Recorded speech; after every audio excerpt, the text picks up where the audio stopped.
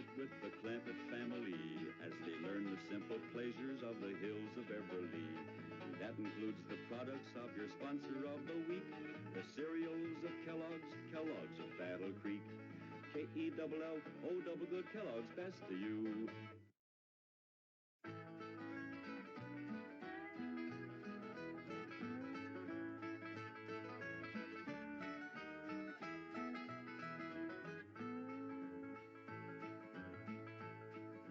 Well, Jethro, what have you got to say about that? I didn't bust it, honest. He's telling the truth, Mr. Drysdale. It was hanging in pieces like that when we moved in. Yes, sir. No, it's supposed to be like that. It was made that way. It's been like that for 200 years. 200 years? Hey, this house is older than it looks. Jethro? Oh, I plumb forgot. Granny wants to see you. Skedaddle. All right, Uncle Jed.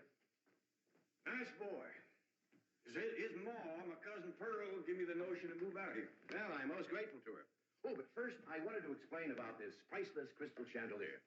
It was designed and made for Louis XV, hung in the Hall of Mirrors at Versailles. Napoleon Bonaparte planned campaigns with the light of that chandelier. Talleyrand used it. Wellington, Disraeli, Bismarck, Wilson. Mr. Drysdale, we're just plain folk. We don't mind a few things being secondhand. Getting back to my cousin Pearl, she's looking after the old home place for me. You ain't never seen my family home, have you? No, I haven't, Mr. Clampett. It's a dandy. Yes, those southern mansions are beautiful. I suppose it has the large white pillars. It did, but we bring them along and put them on the beds out here. No, you see, I was referring to wooden pillars. Oh, I ain't never slept on one of them. We had everything first class back home. Sure hope Pearl's taking good care of that place.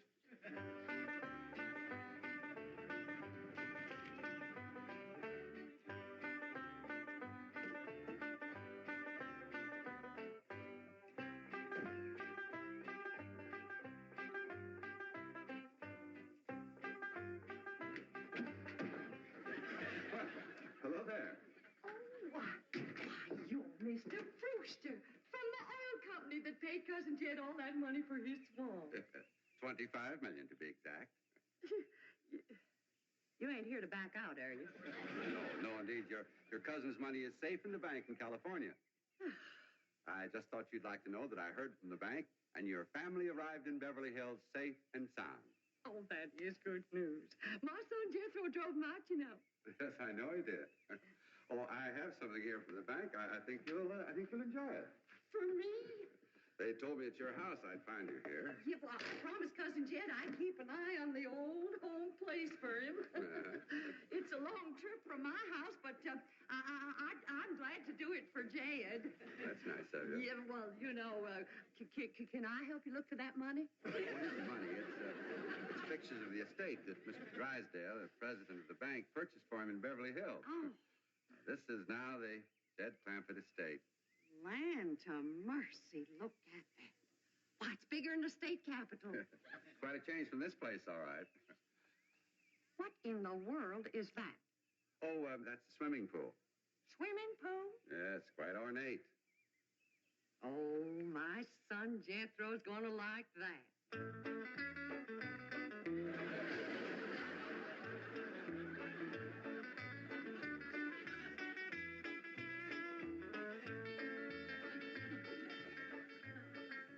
Granny, when we's done washing, can I go swimming here in the cement pond? Of course not.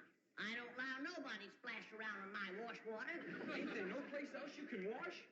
This cement pond's the only water we got. Place ain't got a well, it ain't got a creek. Ain't even got a rain barrel to catch what comes out of the sky. Oh, when that banker fella seen me unloading your wash tub and scrubbing board, he said, why, you can throw that away. We don't use them things here in Beverly Hills. Now, you listen here to me, boy. I don't care how other folks live in Beverly Hills, but us Clampetts is gonna be clean. Yes, ma'am. May not have it as nice as we had it back home in the cabin. Right in the house and everything. But we ain't gonna lower our standards. No, ma'am. Here, wrench these things out for me. We gotta get this tub back to the kitchen for Elly's bath. Yep. Being clean is a strict rule with your Uncle Jed. Let me look you over. Many's the time we've been down to our last piece of fat. I'd I'd say, shall I cook it to eat it, or shall I render it down for soap? He'd say, no, render it down for soap, Granny. The Lord will feed us poor folks, but we got to do our own washing. But Uncle Jed ain't poor now, Granny. He got $25 million. How long do you think that's going to last if we go throwing it away on store-bought soap? Waste not, want not. Now, here's a view of the entrance hall. My stars and garters. Why, it's a palace. Whoever would have thought that my cousin Jed would be living in an estate like this? Well, the credit is yours. You're the one who talked him into moving. Oh, well, I put the notion in his head. But it was really kind of Elly May when. Yes, his daughter will have a wonderful life as a Beverly Hills debutante. Can't you just see that beautiful girl descending this magnificent stairway? I sure can.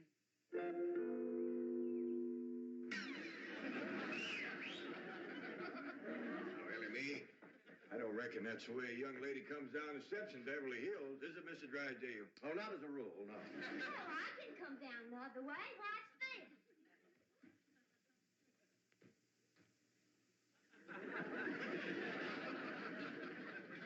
How's that? Well, that's not exactly what I had in mind. Well, show me. No, my secretary will show you. Oh, she's in town doing some shopping for you. Oh, what's she getting me? Now, that's going to be a surprise, Ellie, but it's some things you've been needing, and they're going to be pretty, and you're going to like them. Things I've been a-needing? A set of muskrat traps. A three-blade frog sticker? Nope. A ready-made slingshot.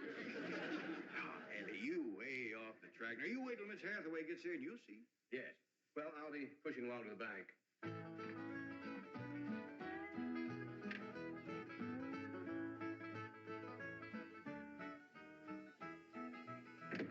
Now, don't you worry about your daughter, Mr. Clampett. When my secretary gets through with her, you'll think she's been to finishing school. I sure wish my cousin Pearl was out here, fixing Ellie up.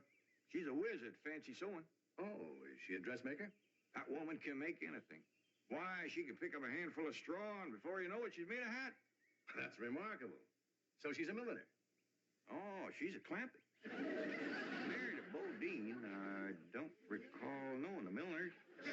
Milliners are women who make hats. That's Pearl, all right, but she's a Clampett. You talk about making hats. Pearl made herself a hat one time that was shaped just like a bird's nest. And in there on the nest was this blue jay a-setting on her eggs. Well, sir, they come from everywhere to see that hat, to study it, to see how Pearl made it so as they could copy it. Boy, there was dozens of them from all around. Hat designers? No, blue jay. Never did catch on too good with people. For a while there, Pearl couldn't hardly go out of the house without a bunch of blue jays taken out after her. Sure wish she was out here. She'd have Ellie slick as a picture in a catalog. Yep. I ought to be out there in Beverly Hills helping Cousin Jed. Well, he certainly has plenty of room for you.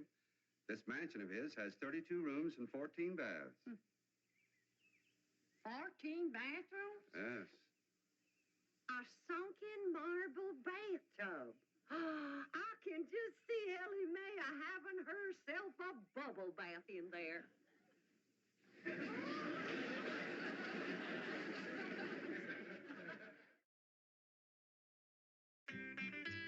tell you, Mr. Brewster, the more I see of these pictures, the more I want to get out there and help Cousin Jed. Of course, I wouldn't go without being asked. Well, naturally. But, I think you should go. I've been asked. Well, now, it's not exactly my province. Well, why don't you telephone your cousin and talk to him? Oh, why, there ain't a telephone within 40 miles of this place. Nearest one, I guess, is at the International Emporium, clean over to Oxford.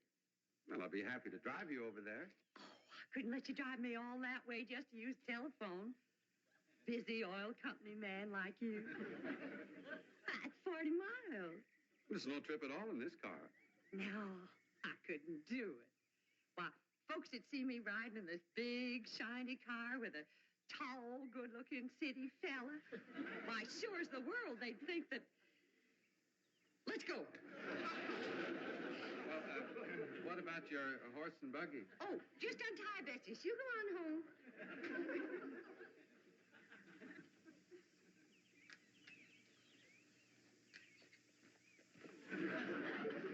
Well, Bessie's headed for home, all right. Mrs. Bodine, how long has your buggy been hitched there? An hour. Why?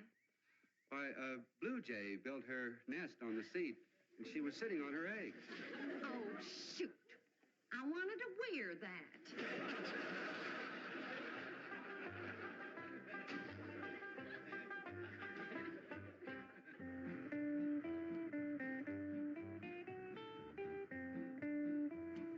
And here's Miss Hathaway.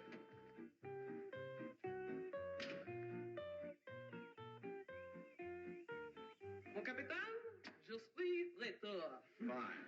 Ready for Elly May? Gentlemen, aided and abetted by the gossamer garments, exotic lotions, and other feminine appurtenances within these curtains, I am ready to assume the role of Pygmalion and transform that barefoot Galatea into a striking and sophisticated paragon of Beverly Hills literature. That's yes the hard way. Well, duty calls. I leave you in capable hands. Goodbye, Mr. Clampett. Thank you, sir. Chief, Well, that sure is neighborly of you, Miss Hathaway. Reckon you can handle Elly May? Uncle Jed, Granny says... Oh, howdy, Miss Hathaway. bonjour, Jethro. Here are them things in for Miss Hathaway, Jethro. I think she kind of likes you, boy. She does? Well, I can't take them into the house. That's what I come out here to tell you. Granny says that all the men folks got to stay out of the house while Elly May's taking her bath. Oh. But isn't Elly May bathing in the privacy of her own bedroom suite? Hear what she called you? Sweet. What's the matter with him? Why doesn't he answer? Hey, he's just a little shy, I reckon. Ask him again. Is Elly May in her bedroom suite? No, she ain't, darling. All right, I'll find her myself. Uncle Jed, I got me a girl. You sure have, boy, and a city girl, too.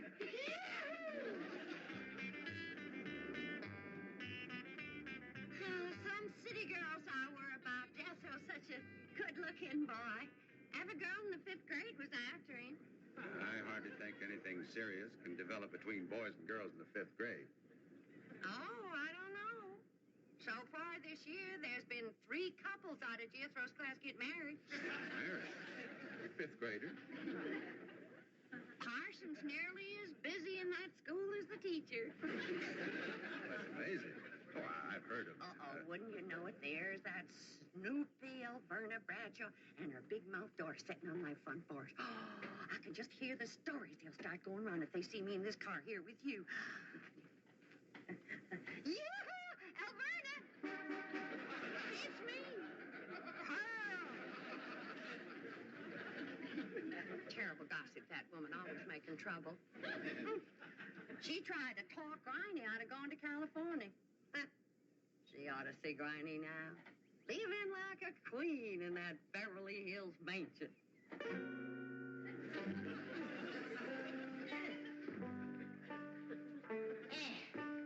I should have listened to Elverna Bradshaw and stayed home. We had a pump right in the house. Didn't have to tote water a quarter of a mile. Oh, you ready to get rinsed off, Elly? Well, not yet, Granny. Should have washed my hair. No. You better wait till I can catch some rainwater. That pond water smells like it's got medicine in it. I wondered why there's no fish in that pond. Yeah, I reckon that water killed them fish. Don't you worry. My lye soap will kill anything that killed them fish. Have you seen... What in the world's going on here? Well, there's a bath going on. That's what's going on. Howdy. But I don't understand. Well, then somebody ought to explain it to you, sissy woman. You see, first you heat some water.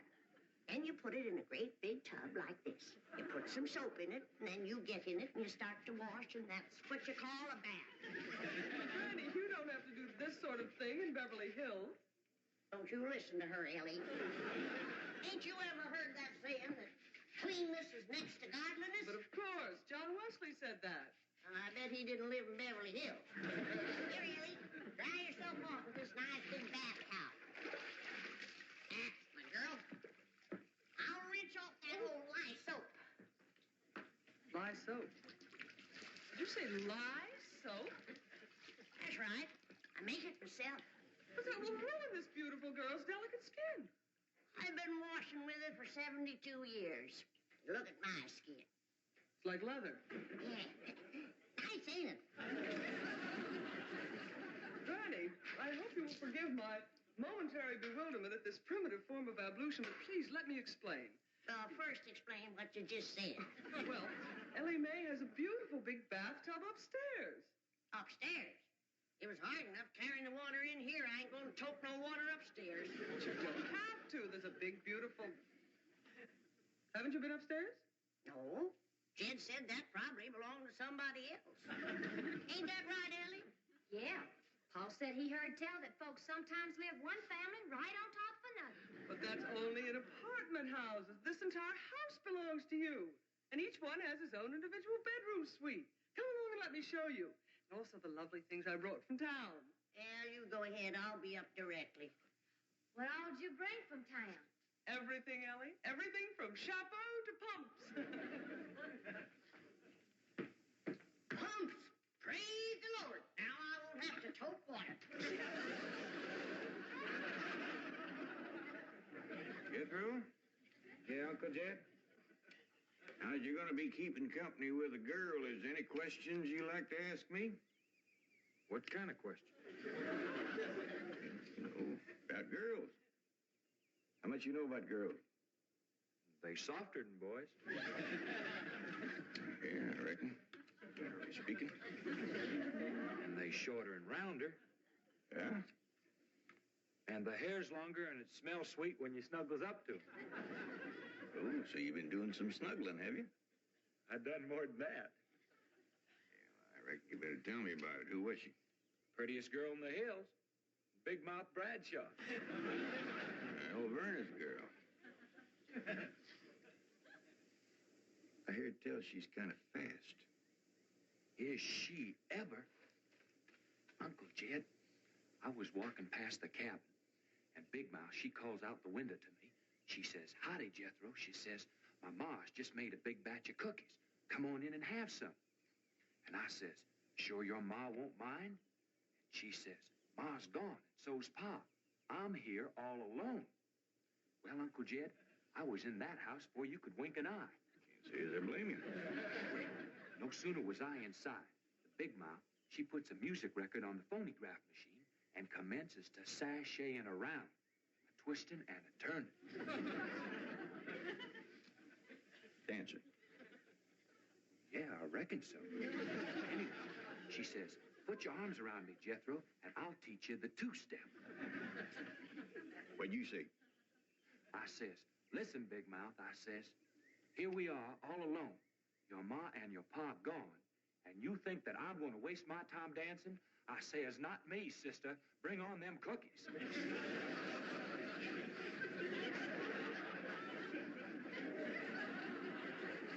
What'd she say? Well, Jed, you and Jethro can start digging the well. That city woman brought us some pumps.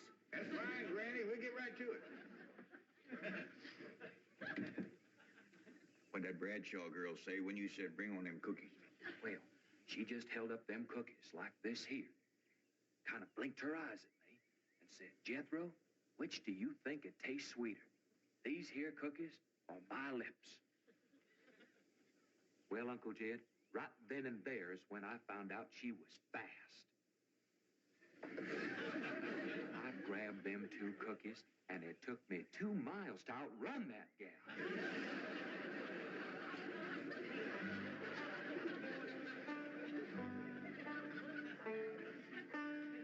Jethro, one of these days, you and me's got to have a long talk.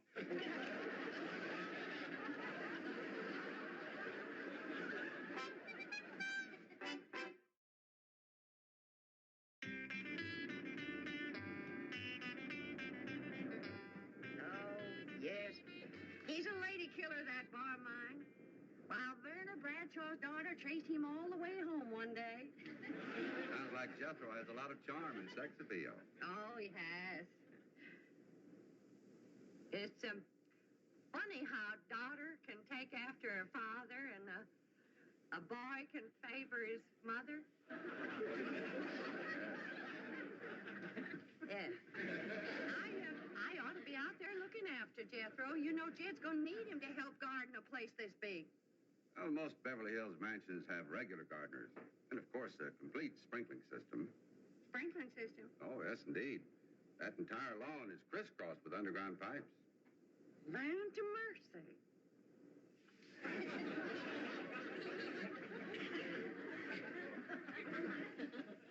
By thunder, Jethro, there's water all over this property. Ain't too deep, neither. I know. Should I commence to digging?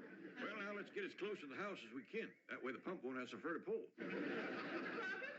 Jethro? Oh, here comes your sweetheart. It's Clampett. I cannot handle that daughter of yours. What happened? I opened that box of beautiful clothes, turned my back for a moment, and she bolted like a wild colt. I was afraid this would happen. Where is she? She's up there. I'll go right up and talk to her. Jethro, have you been upstairs yet? No, ma'am. Then you've got a surprise coming to you. What is it? Your sweets. So are you. No.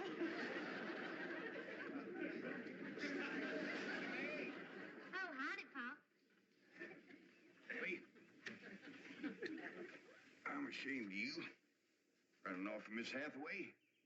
You run away from Miss Hathaway What'd you climb up here for? to cut a fork for that new store-bought slingshot she brought. Did she bring you a slingshot? Fanciest thing you ever did see. Just a minute, I'll hook it up and you can see for yourself.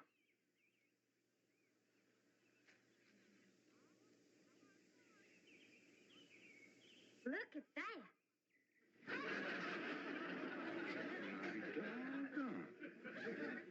A store-bought, lace-trimmed, double-barrel slingshot. Ain't it a doozy? I don't know how good I can aim it, but it'll sure throw a heap of rocks. Yeah. They really need me out there. Well, I could work wonders for Elly May with my fancy sewing and beauty secrets and hairstyling and everything. Of course, I had to learn all those things, not having a husband to support me. Didn't you say it was 40 miles to the town of Oxford? That's right. Well, we've already driven 110 miles. Land to mercy, I forgot to tell you the turn-off. Well, as long as we come this far, maybe we ought to go right on to California.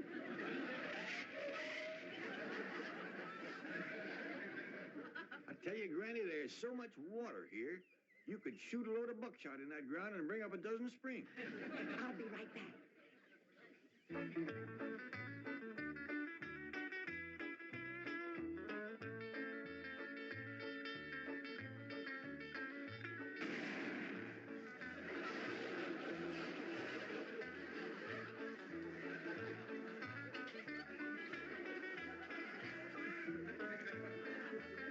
ain't never missed yet.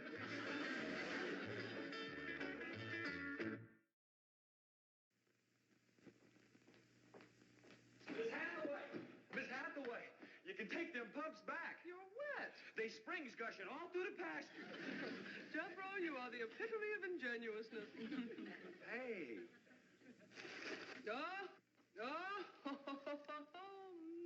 But this is eating corn. All us folks is big on corn. I was about to give Elly May a lesson in table manners, but you sit down. Kellogg's cornflakes are esteemed universally, but there are more socially acceptable ways to enjoy them. We add sugar and cream. The fruit is optional. Looks like berries.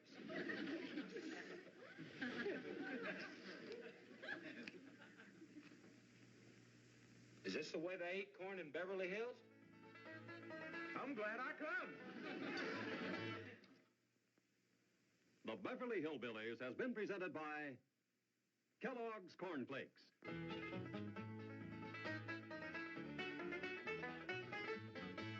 Kellogg's. Now come along and visit with the Clampett family as they take you to their mansion in the hills of Beverly. And when they do, you'll run into a friend of theirs you've met, that good old friend with filter blend, Winston Cigarette. Winston tastes good like a cigarette should.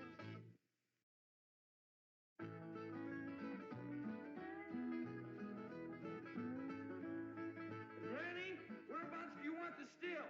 Over here on this side of the cement pond, Jethro. Okay, Granny.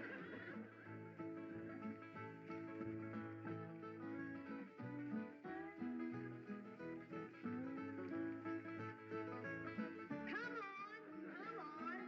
He's waiting.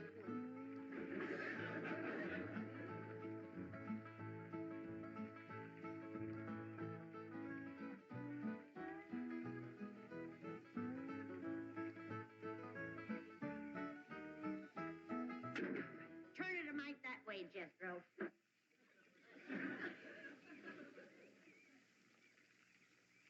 Only one bad thing about putting you still here, Granny. What's that? Drysdale place is downwind. The smell of your corn liquor brewing is going to drive poor Miss Drysdale right out of her mind. She's a drinking woman. How do you know, Uncle Jay? Well, he kind of let it slip out. Remember when we was unloading this from the truck? Yeah? He says to me, what's that?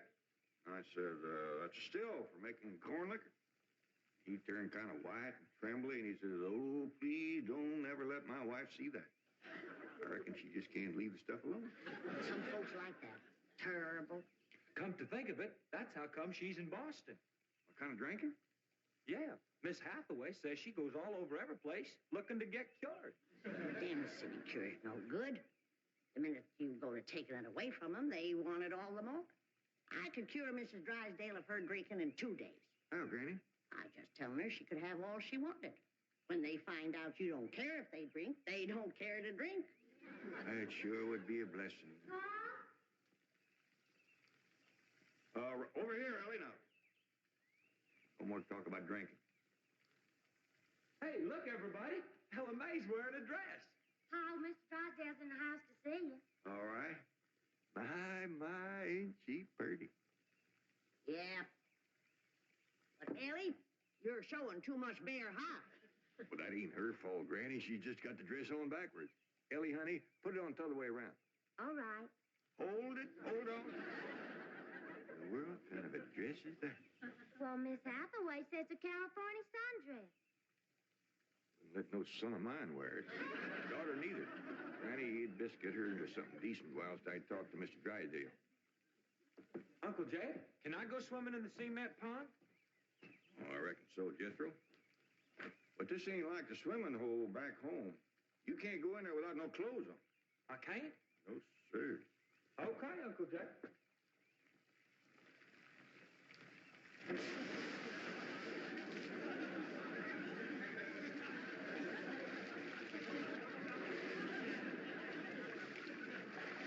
Someday I gotta have a long talk with that boy.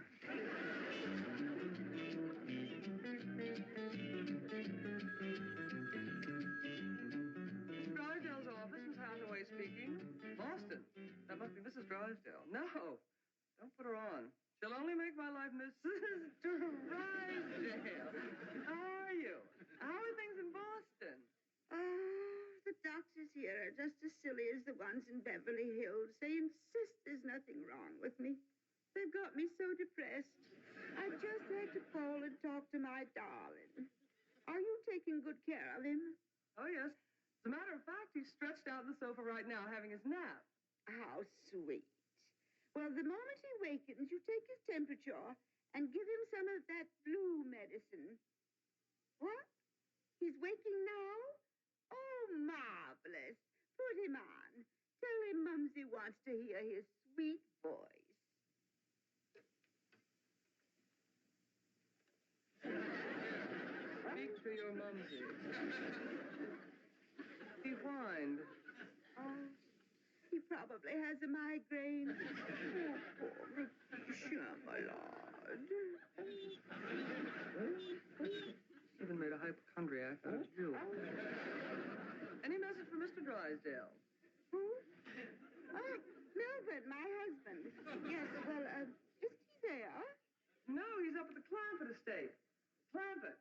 thought the place next to yours just about the time you left for Boston. I don't find them listed in the first families. You tell Milburn not to mingle with them socially until I've had a genealogical check run on them. We don't want riffraff living under our very noses. For pain, one swaller. Don't open near fire.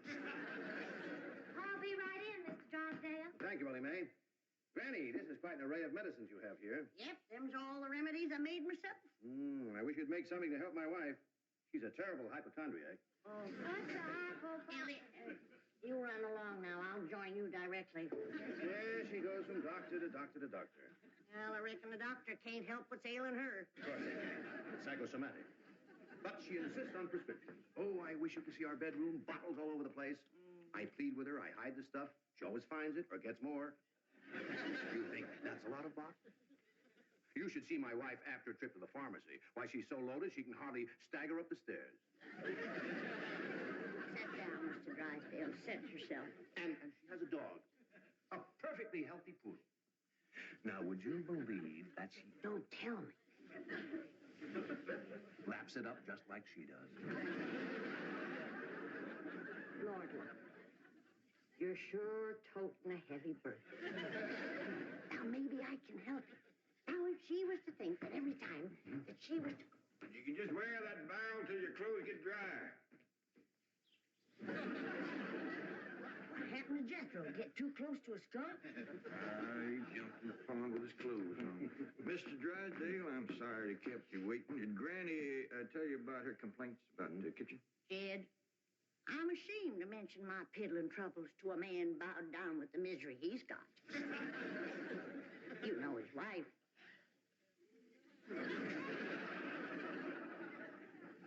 Mr. Drysdale, our hearts go out to you. And we're going to help you, ain't we, Jed? You betcha we are. Man serves a poor purpose in this world if he can't help his neighbor. Oh, you're very kind, but I'll manage. I've been living with it for years. Have a nip, it'll brace you up. Oh, no, thank you. I never touch it. You hear that, Jed? Poor man. He's got all the trouble and none of the fun.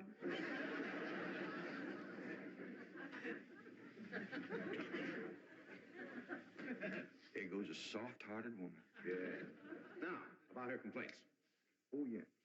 Well, for one thing, that electric meat grinder has been giving Granny a heap of trouble. Electric meat grinder? Yeah, listen right here in the dish trough. Oh, it grinds the meat all right, but then you can't find it. It goes down that pipe. Granny lost 2 squirrels and a rabbit in that thing. That's a disposal. You only put things in there that you don't want. Now, Mr. Drysdale, that ain't altogether true. Granny's sure one of them squirrels and that rabbit. And another thing, this here sideways pump don't work at all. We must have carried in a barrel of water to prime that thing, but it don't work. Oh, there's another thing. Every once in a while, this little thingamajig here makes a ringing noise like that. There it goes again. Well, that's the telephone. Someone's calling you. I don't hear him. They're calling you on the telephone. Say hello into it. Hello. You have to lift the receiver first. Now say it. Hello. Mr. Clampett? He said my name. Can he see through this thing? No. Mr. Clampett, may I please speak to Mr. Drysdale? Well, they sure can see, or else how would they know you're standing here? That's my secretary. She knows I'm here. Yes, Miss Hathaway. Mr. Drysdale, I have some messages. I'll be doggone. Granny!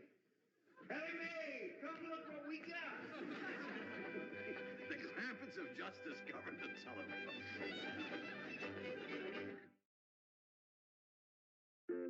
Yes, indeed. This is a marvelous invention. With this instrument, you can talk to anyone, any place in the civilized world. We talk to my cousin Pearl? Oh, yes, of course. Right now? Yes? Elly May, run out back and fetch Jethro. Oh, wait a minute. He might not have his clothes on yet. Oh, I'll get him. Jed, is he greening us? Can we honest to goodness talk to Pearl on this thing? You heard what he said. Hello, Pearl, you old rascal. What you doing back there? This here's Ellie. this thing up. Hello, Pearl, you old rascal. What you doing back there? Oh, that ain't Pearl. This here's Elly. What's she saying? You saying a word, you just humming. She ain't even humming a tune. Shut up, humming, and say something. Jethro will be right in. You ready to call Pearl? You've been a calm, but you just hummed. That's dial tone. First, you've got to dial long distance like this. Okay. Howdy, Pearl. Hello, Pearl, you old rascal. What you doing back there? Oh, that ain't Pearl. This here's Elly. This is long distance. We know that, Pearl. Oh, I believe you have the operator. What's Pearl's number? Number? Operator. Just a moment. Hey, folks, Mr. Drysdale told me what y'all was up to. You can't talk to Ma on that thing. Well, look who's getting too smart for his britches. Too big for him, too. Mr. Drysdale says we can talk to her. Yeah, you think you know more than Mr. Drysdale? Well, I know Ma ain't got no telephone. Excuse me, call operator. You sure spoil things. Yeah, who asked you to butt in? I'll get it. I know what to do when it does that. Hello? Yeah, he's here. Well, for goodness sake. Well, sure. Well, howdy there, Miss Drysdale. This here is... Margaret! Oh, how wonderful. What? Man? Oh, yes, the telephone man. Well, how are you? I'm worried, that's how I am. I'm afraid, Milburn, that you've let the wrong kind of people move in next door to us, and I'm dreadfully upset. Now, dear, you mustn't let yourself get into this condition. Control yourself. No, dear, you mustn't come home yet. No, not until we get them in shape. I mean, get you in shape. You know, I will wait until you're cute. Milburn, I want to meet the Clampetts as soon as possible. Now, when will that be? What about Christmas? Next year. Milburn, this conversation is making less and less sense. Now, I want the truth about the Clampetts, or I'm flying home immediately. Now, Margaret, please control yourself. I don't want you flying. No, please, dear, please, stay on the ground. Dear, why don't you lie down and take a sedative? And I'll call you from the office. All right. Goodbye. I'm sorry, my wife. We understand. Well, I'll see you later. Keep your chin up. Poor man. Don't it just tear your heart out? He is so ashamed of his wife, he don't even want us to meet her. What he says, she won't be cured till Christmas of next year. You gotta help me, Granny. I still say I could cure Mrs. Drysdale in 2 days. Sure be worth a try. If we could get her out here. Kid, misery loves company. And if that poor, miserable woman thought that she had a drinking friend living next door... Granny, you ain't ever down more than a thimbleful in your whole life. I know, kid. But it'd be worth a little white lie to help a neighbor and save a marriage. But how?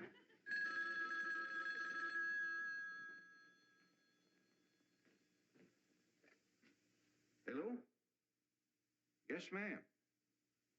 Ain't that a stroke of luck, Granny? It's Mrs. Drysdale again. Well, no, ma'am, he ain't here, Mrs. Drysdale, but Granny and me'd like to talk to you. We your next-door neighbors, the Clampetts. Listen, honey, I got my still set up not 50 feet from your back door. Now, you come on home, and you and me will get glassy-eyed, falling down crocked. We'll get juiced at eyeballs. How does that sound to you, honey? I don't hear nothing. Me neither.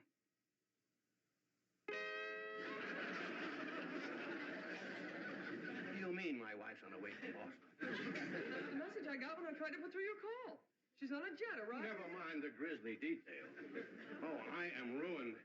If Margaret gets one look at those hillbillies next door, she'll leave me. Get my psychiatrist over here. Move over, Claude. I need this more than you do. Mr. Leitner, you don't need your psychiatrist. You're looking at the dark side. There is a bright side. Of course. Your wife is an intelligent woman. She'll see that underneath that rough exterior, the Clampetts are basically fine people.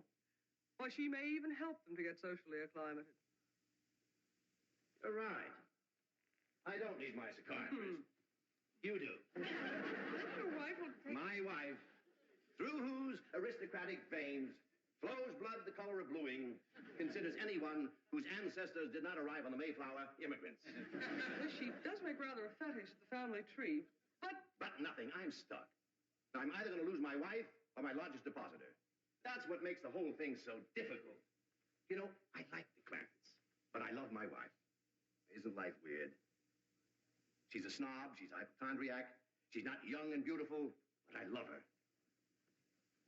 And now I do need my psychiatrist. Now, Mr. Drysdale, as we used to say at Vassar, que tout est bien, tout éclaircit. Courage will light your path. Yes, I know what I have to do. I'll go to the airport. I'll take Margaret in my arms.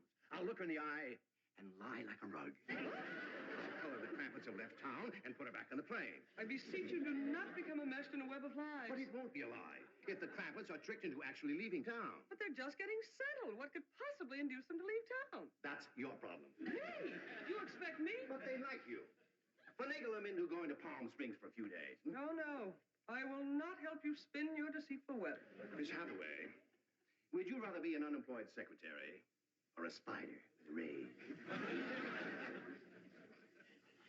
You know, I think the Clampetts might enjoy Palm Springs. Palm Springs? Where's that? It's about 125 miles from here. In the desert. Desert? Yeah, remember we crossed one of them on the way out here. All that sand? Yeah, I remember. You ain't getting me to no desert. Trees were so far apart, the woodpeckers had to tote lunch. But this is different, Granny. This is a beautiful resort with lots of trees and fine hotels and swimming pools. We got a pond for swimming right there. Ellie's out swimming right now. You didn't jump in with her clothes on, did you? I don't know. Oh, surely not. She promised to wear the lovely swim ensemble I got her. Yeah, she done just like Jethro. Here she comes with the dress shrunk clear up to her. Granny! What's the matter? All her hair come out. What? It's true. Ellie lost her beautiful hair. Heaven help her, she's bald as an eagle. Elly May, take off your bathing cap. Oh, praise be. All right, but Ellie, you hadn't ought to went swimming with your clothes on and shrunk up that nice dress. This ain't a dress, is it, Miss Jane? No, dear, it's a beach jacket to wear over a bathing suit. Elly May Clampett. Cover up your nakedness, child. That's the way everyone goes swimming out here. It's perfectly proper. Well, you wouldn't catch me in nothing like that. Me neither. Mr. Clampett, how would you like for a member of your family to become Princess of Palm Springs? What? They're holding a beauty contest at the Springs this week, and someone in this very room has the face and the figure to win. When the judges see her in a bathing suit... I told you I ain't putting on no bathing suit.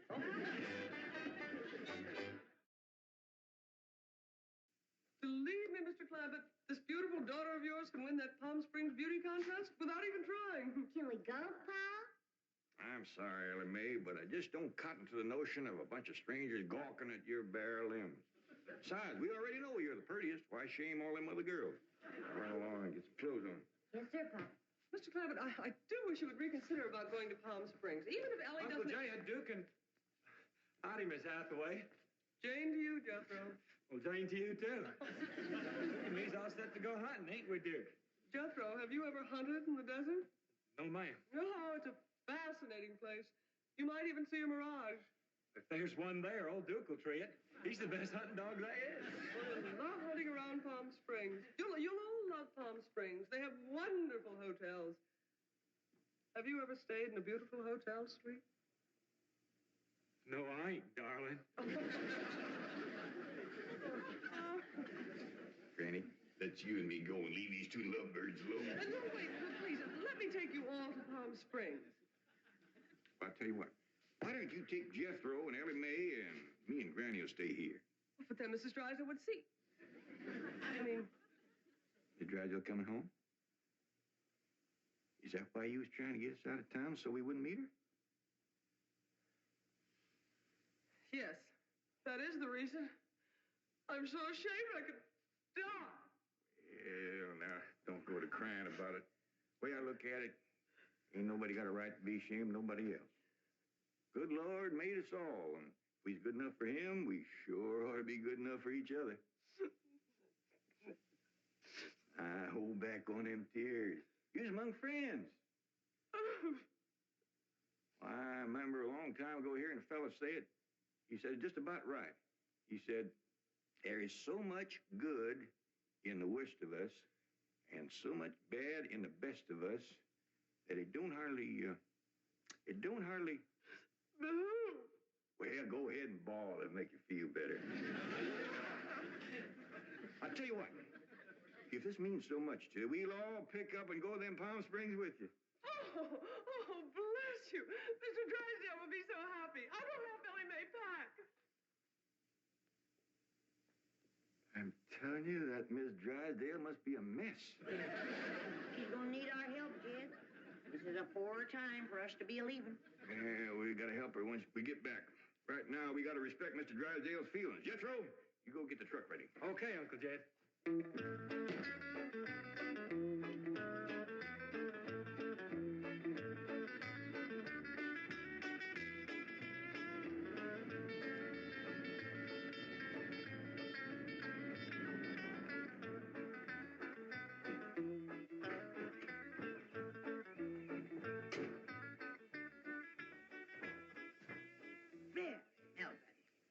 The Clampett's gardener shouldn't leave his car parked in the front driveway that way.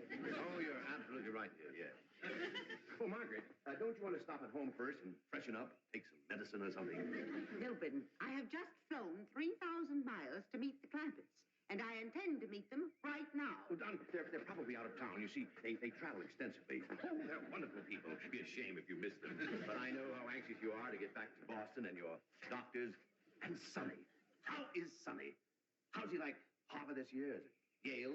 Princeton? Dartmouth? Let's go ask him. Milburn, what is the matter with you?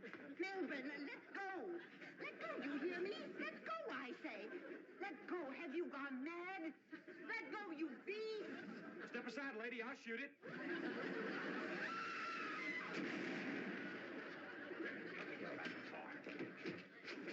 What'd you shoot, Jethro?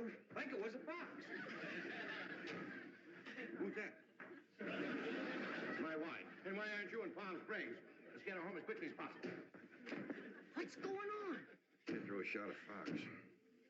That's Miss Drysdale, stewed to the gills. No wonder they didn't want us to see her. Poor woman. You mean poor husband. Yeah. We can't go up to Palm Springs and leave our neighbor at a time like this. That's right. We gotta pitch in and see that his wife gets cured. Uncle Jed, are we going hunting? Might as well. It'll be a while before she sleeps that one off. Well, I hope there's some possum around. These skinny old California foxes ain't worth shooting at.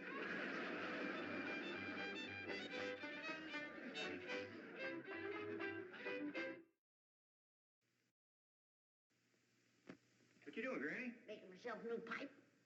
Oh, I got something here you're going to cotton to. That banker fella gave them to me. What's that? Winston cigarettes. Try one, Granny. They's first rate. If you say they're really good. Best smoking you ever had.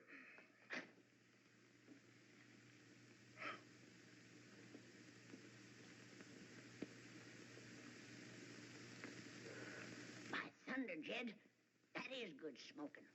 Now try it this way, Granny.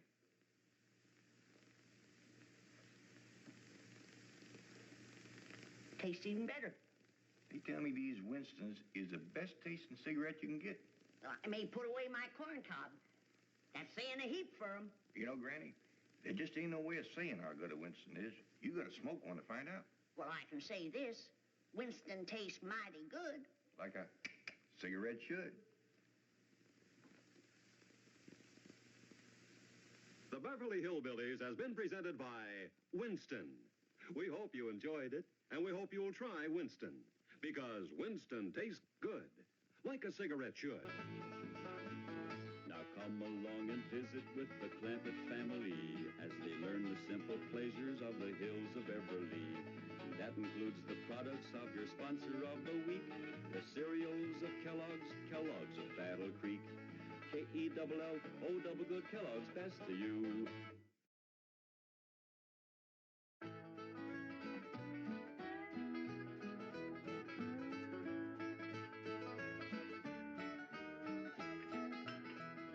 All right, now, Jethro, tell us exactly what happened with Miss Drysdale. Well, I come around the side of the house, and I see this here lady fighting with a furry-looking varmint. Turned out it was Miss Drysdale. No, Uncle Jed, it was a fox. Lady was Miss Drysdale. Oh, yeah. So I grabs up the shotgun, and I says, "Step aside, lady, and I'll shoot it."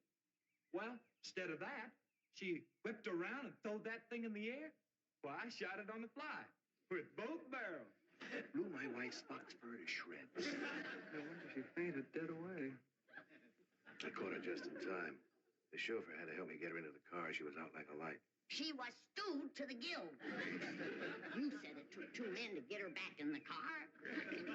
You know, Jethro, could be that there fox was Miss Drysdale's pet. Why in tarnation would she want a sneaky old fox for a pet?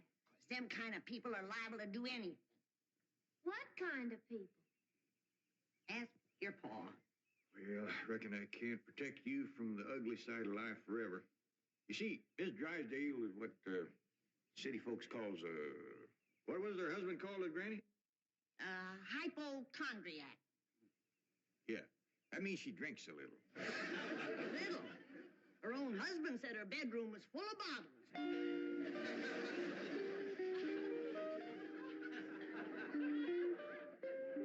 The doctor says she'll sleep for several hours. He gave her a sedative. What about Claude? Oh, she insisted that he have a sedative, too. Poor dog, he's probably the first canine hypochondriac. Well, let's be thankful for one thing, Mr. Drysdale. What's that? The tree outside the window.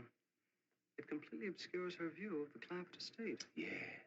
And if that tree should ever lose its leaves and she gets one look at those hillbillies... It shall not happen. The Clampetts have agreed to accompany me to Palm Springs. Fine, fine. Now, you keep them there until I get Margaret back to Boston.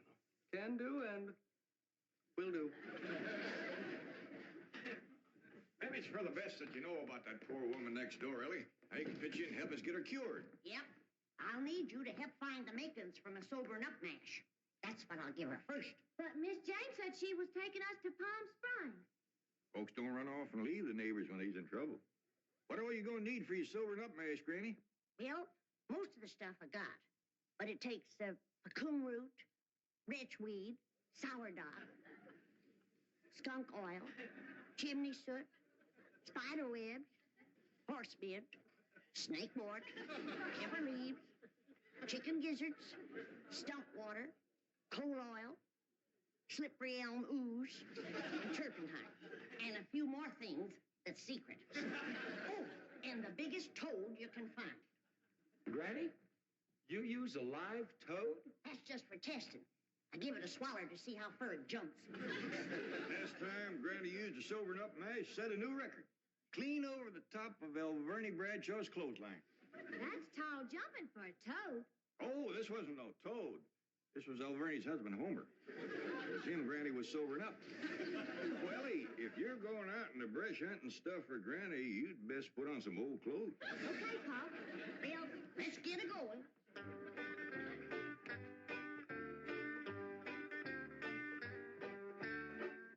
Oh, I pert near forgot. I have to have some goat's milk. After Mrs. Drysdale takes my sobering up mash, she has to have fresh goat's milk every half hour to stop the burning. Well, I reckon Jethro can borrow some. Well-to-do neighborhood like this, folks is bound to keep goats. Everybody except us.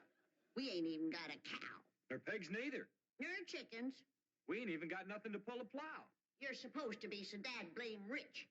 I'll bet we're the only family in Beverly Hills that ain't got a mule. I reckon it is high time I was stocking this place. Even Mr. Drysdale's been after me to buy some cattle. Well, good for him. Yeah, just the other day he says to me, Mr. Clampett, you got $25 million in cash. You ought to put some of that money into stock.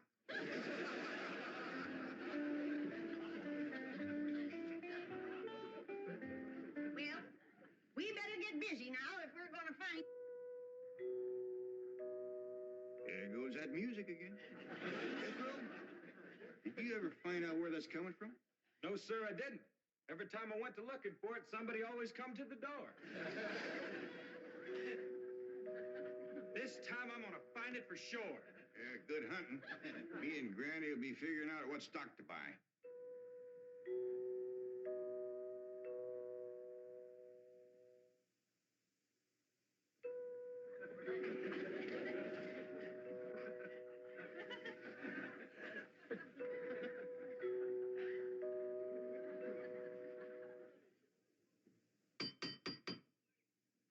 Doggone it, never failed. Howdy, Miss Hathaway. Oh, please stop calling me Miss Hathaway. Now, if I can call you by your first name, Jethro, surely you can do the same for me. But, Please? well, howdy, Miss Jethro. How about calling me Jane? I like that better.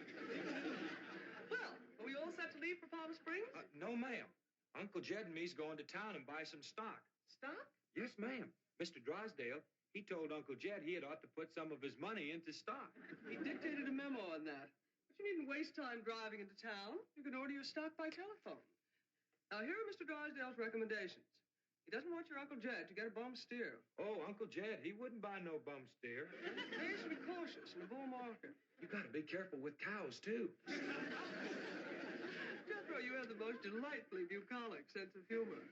Now then, would you like to ride to Palm Springs with me, or would you prefer to drive and meet me there?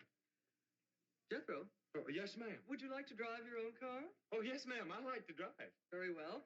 I have typed out explicit directions. I've even drawn a map showing the exact location of the hotel. They have a lovely pool, and... Jethro. Oh, yes, ma'am? I'm taking a bikini to Palm Springs. Is that faster than a train? Jethro, you dear naive boy. You shall see when we go swimming. You Tarzan. Me Jane. No, ma'am. I'm Jethro Bodine. I almost hate to see you change. I ain't gonna change. Oh, yes, you will. Under my tutelage, you will become an educated man of letters. Someday I shall introduce you as Jethro Bodine. B.A., M.A., Ph.D.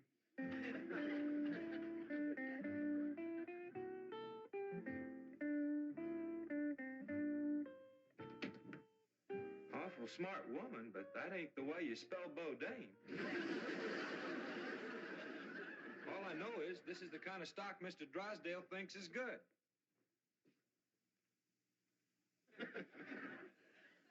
What does that say? IBM. What's that spell? IBM. What's an IBM? I don't know. Next, it's got, S's. Us's. Well, that's what's wrote there. U-S-S. That makes sense. Maybe it ain't Mr. Drysdale's fault. Just between you and me, that Miss Hathaway can't spell for sour grape. I don't need this list nohow. Me and Granny's already figured out what we want. That's right. A pair of goats, 3 pigs, 4 cows, a bull, a mule, and a dozen chickens. Reckon we can get all that on the truck? Don't have to. Miss Hathaway says just call on the telephone and they bring them out. Oh, now, ain't that nice? Hello? Jed, I watched that banker feller. You have to stick your finger in them holes and spin her a while. All right.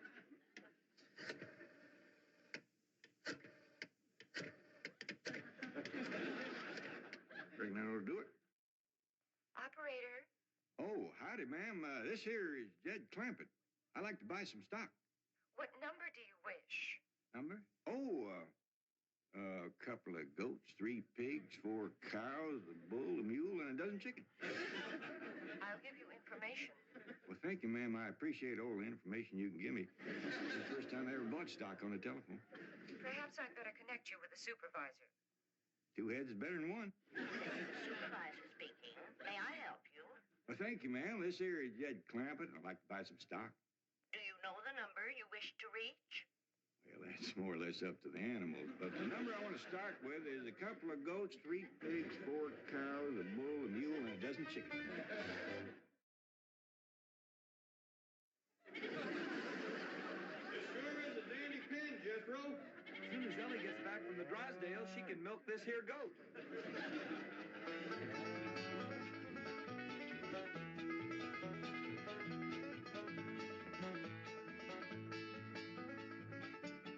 Mr. Drysdale sure has got a nice house, ain't he, Granny? Yep. Nice house, nice car, nice job. But the evil of drink has sure laid a heavy hand on his heart. Never forget, Elly. Drinking is a curse. But you take a drink now and then, Granny. Never more than a thimbleful.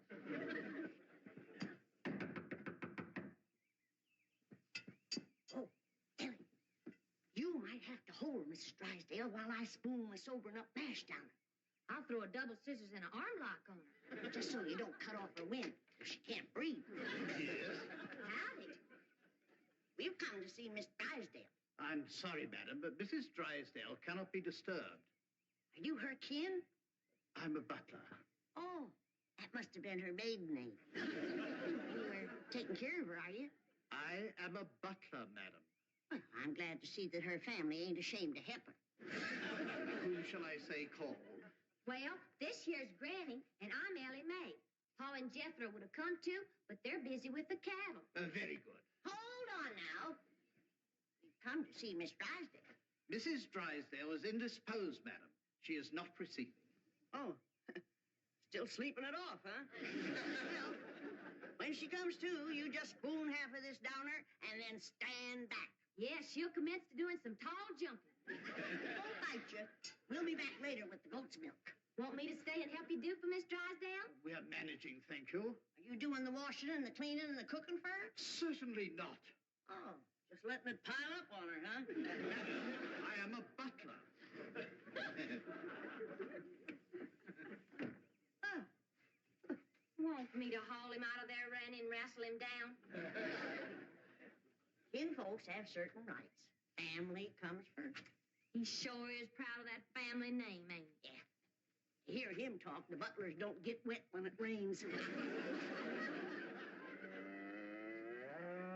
Did you say something, dear? Speak up, dear. Can I get you something? Come in. I beg your pardon, sir. The butler said some people from a ranch brought this for Madame. From a ranch? Well, he said they mentioned cattle. They call themselves Granny and Elly May. The Clampetts. They haven't gone to Palm Springs. Come on, Jethro. Get him in through that gate. That's the way. Suey, pig, pig. Ah! Get in there. Get in there, pig. Get in, pig. Come on. Pig. That's the way. Suey. No, surely not. Marie, tell me I'm hearing things. You're hearing things, sir. Cows, chickens, pigs, goats. No.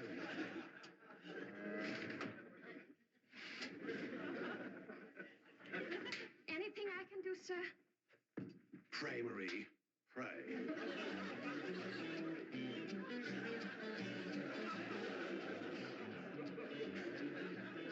Hold your horses, I'm a-coming.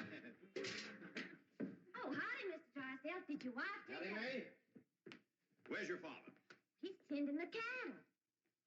He brought cattle into this beautiful estate? No, he called on the telephone, and some men brought him in a truck.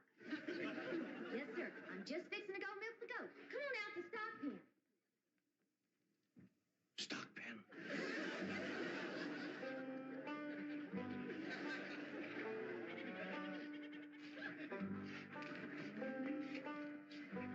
Yes, sir, Mr. Drysdale. I finally took your advice and put some of my money in stock. How's that goat milk, Elly? Just fine, Pa. It sure is a dandy pen, Mr. Drysdale. Yeah, good stout fence around outside. Of course, that one across the middle ain't so much. Bulls already jumped it twice and ain't even mating season.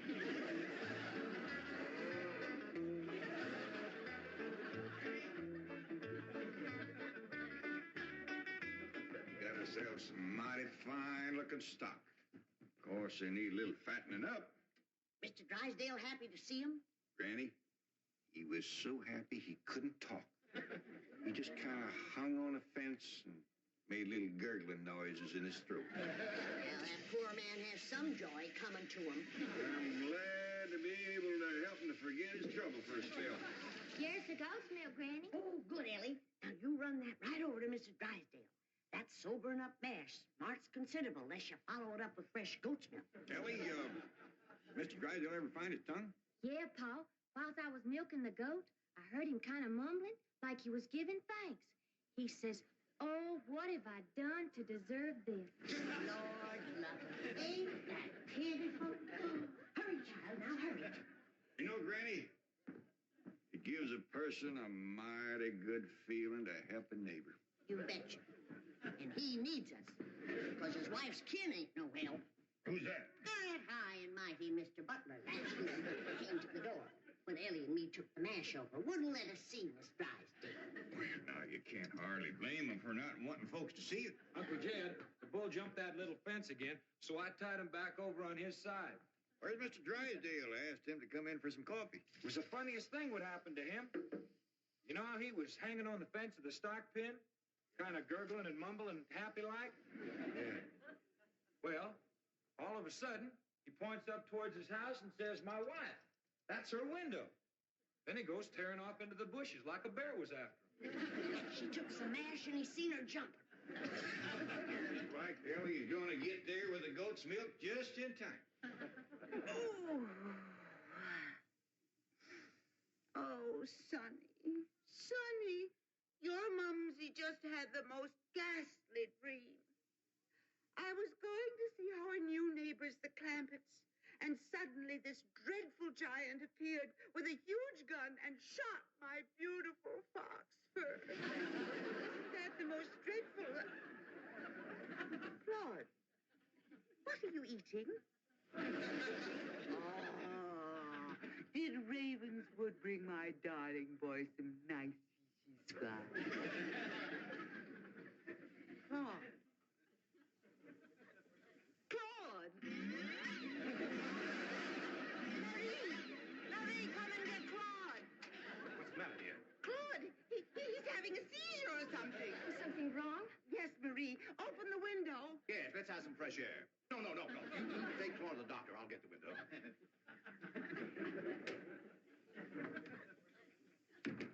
Well, darling, how do you feel? Dreadful. My nerves are shattered. Open the window, dear. Well, it might not be good for you, Margaret. Oh, don't be silly, Milburn. I need oxygen. Besides, I adore the fragrance of that jasmine that grows on the fence of that tennis court next door. Now, open the window. All right, dear, but first I have a surprise. Surprise? Don't move. I'll be right back. Granny, that there butler fellow wouldn't let me through that door again. And he wouldn't take this milk, neither. Why not? He said he wouldn't touch nothing more from us without it was sterilized. What's sterilized? Oh, we had that in school once. That means soaked in alcohol. Alcohol? Appears to me like Mr. Drysdale's got two drinkers on his hands. Mrs. Drysdale must be in terrible shape. Fighting me, scratching and clawing people and everything. How do you know? I heard her yelling and screaming clean from upstairs. She says, Marie, come and get Claude. Sure enough, pretty soon, this poor girl come a-running down yelling. Take me to the doctor. I got Claude. Family or no family, that woman needs help, and by thunder, she's gonna get it.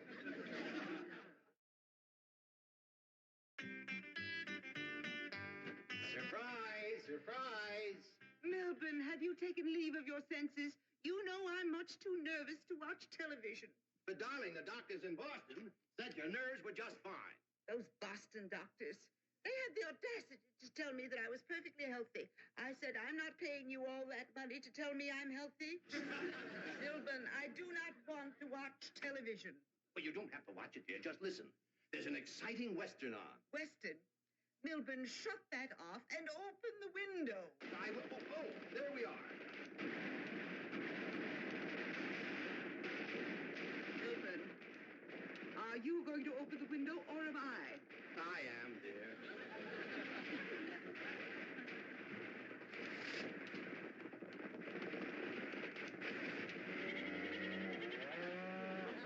There, you see? The cattlemen and the sheepmen are fighting it out. Well, if you won't turn it off, I will. Oh, dear, I do admit that's a very old clock, but I'm sure we can get something better.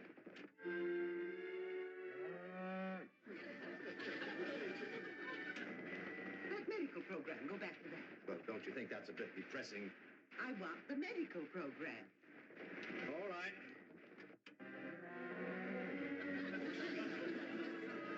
Milburn, I still hear the cattle and the goats. Yes, you see, this is the latest thing in television program. A medical western. A medical western? Yes, I think it's called Sagebrush Surgeon. That's the window he pointed to right there. I've got to get some fresh goat's milk up to that woman somewhere. I could shinny up the tree and climb right in that window. Jethro, it ain't fitting for a man to be in a woman's bedroom. How about me? No, Ellie. You're too young to handle somebody wrestling in the grip of old John Barleycorn. I gotta get up there and have a goat handy to milk ever so often. I think I got it figured out, Granny. I'll get a rope, throw it over that limb, hoist you up to the window. Jethro, you get that Mr. Butler away from the front door. Then, Ellie, you take the nanny goat, lead it upstairs to her room for Granny. All right, Pa. But that little goat ain't gonna do nothing unless it's got that little chicken sitting on his back. That's all right. Raw egg ain't gonna do Mrs. Drysdale a bit of harm.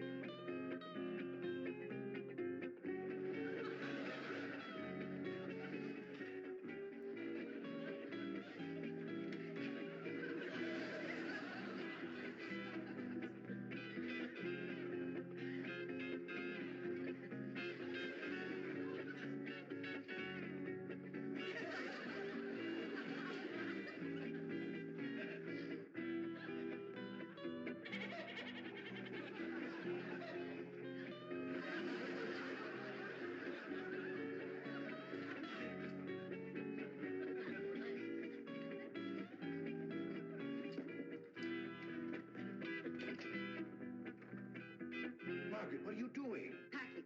I'm leaving immediately. Oh, don't leave me. I love you. I love you too, Milburn. Why don't you come to Boston with me? You haven't seen Sonny for a long time. I don't understand. Why have you suddenly decided to go back to Boston? See those doctors. Let them dare to tell me now I don't have a nervous condition. I'm even having hallucinations. It's wonderful. Hallucination? I just saw a witch fly by that window, and there's a goat in the bathtub with a chicken riding on its back. Oh, you couldn't see them, dear. Only someone with my shattered nervous system. There goes the witch again. Oh, Milburn, I'm the happiest woman in the world. It's marvelous. Wait until those doctors hear this. Can't get in the attic and she won't open the window. Ice me up again. Here, Milburn. Let's have a vitamin toast to my coming triumph.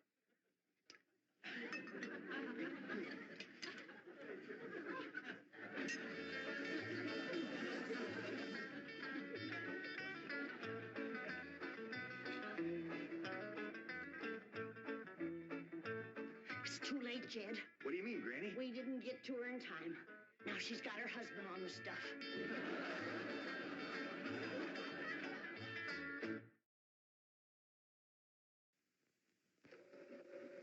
Oh, howdy, ma'am. It's me again. I just want to thank you for everything. Stock got here fine. Oh, excuse me. Looks like I got some company.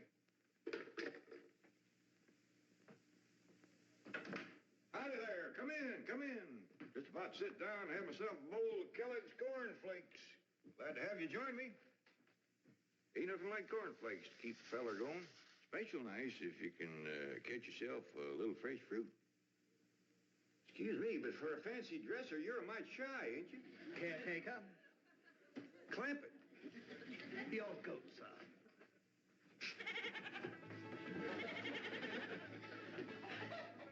Well, maybe you all will join me. K-E-double-L-O double good Kellogg's best to you. The Beverly Hillbillies has been presented by Kellogg's Corn Flakes.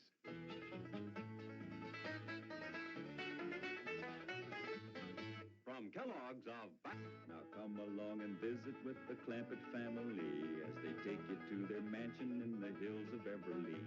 And when they do, you'll run into a friend of theirs you've met, that good old friend with filter blend, Winston Cigarette. Winston tastes good like a cigarette should.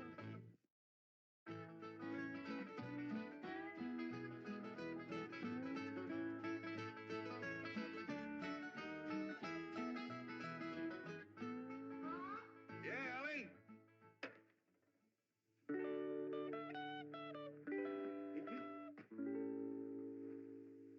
Elly May Clampett. Why, you the prettiest thing I ain't never in all my born days. How'd an old mountain goat like me ever get a young'un like you? You're a queen. That's what you are in that shiny dress standing there. You're a queen. Feel it, Paul. It's slicker than a toad's belly. I'll give you if it ain't. What kind of dress they call that? This is what you call a ball gown. A ball gown. Well, you's even catching on to what they's named. Well, Miss Hathaway, she pinned a piece of paper onto every dress she got me, telling what it was for. You better tote along the shotgun and keep fellas away. Oh, no, Paul. That's what I'm going out for, to meet some fellas. Hallelujah. You know, you're going to find out something I've been saying is the truth. You don't have to dress up in boys' clothes to have fun with boys. I'm going to keep my promise, Paul. I ain't going to wear nothing but dresses for 3 whole days. And I'm going to keep my promise, too. If you don't have just as much fun as you did climbing trees and wrestling, you can go back to wearing your pants and shirt. Goodbye, Paul.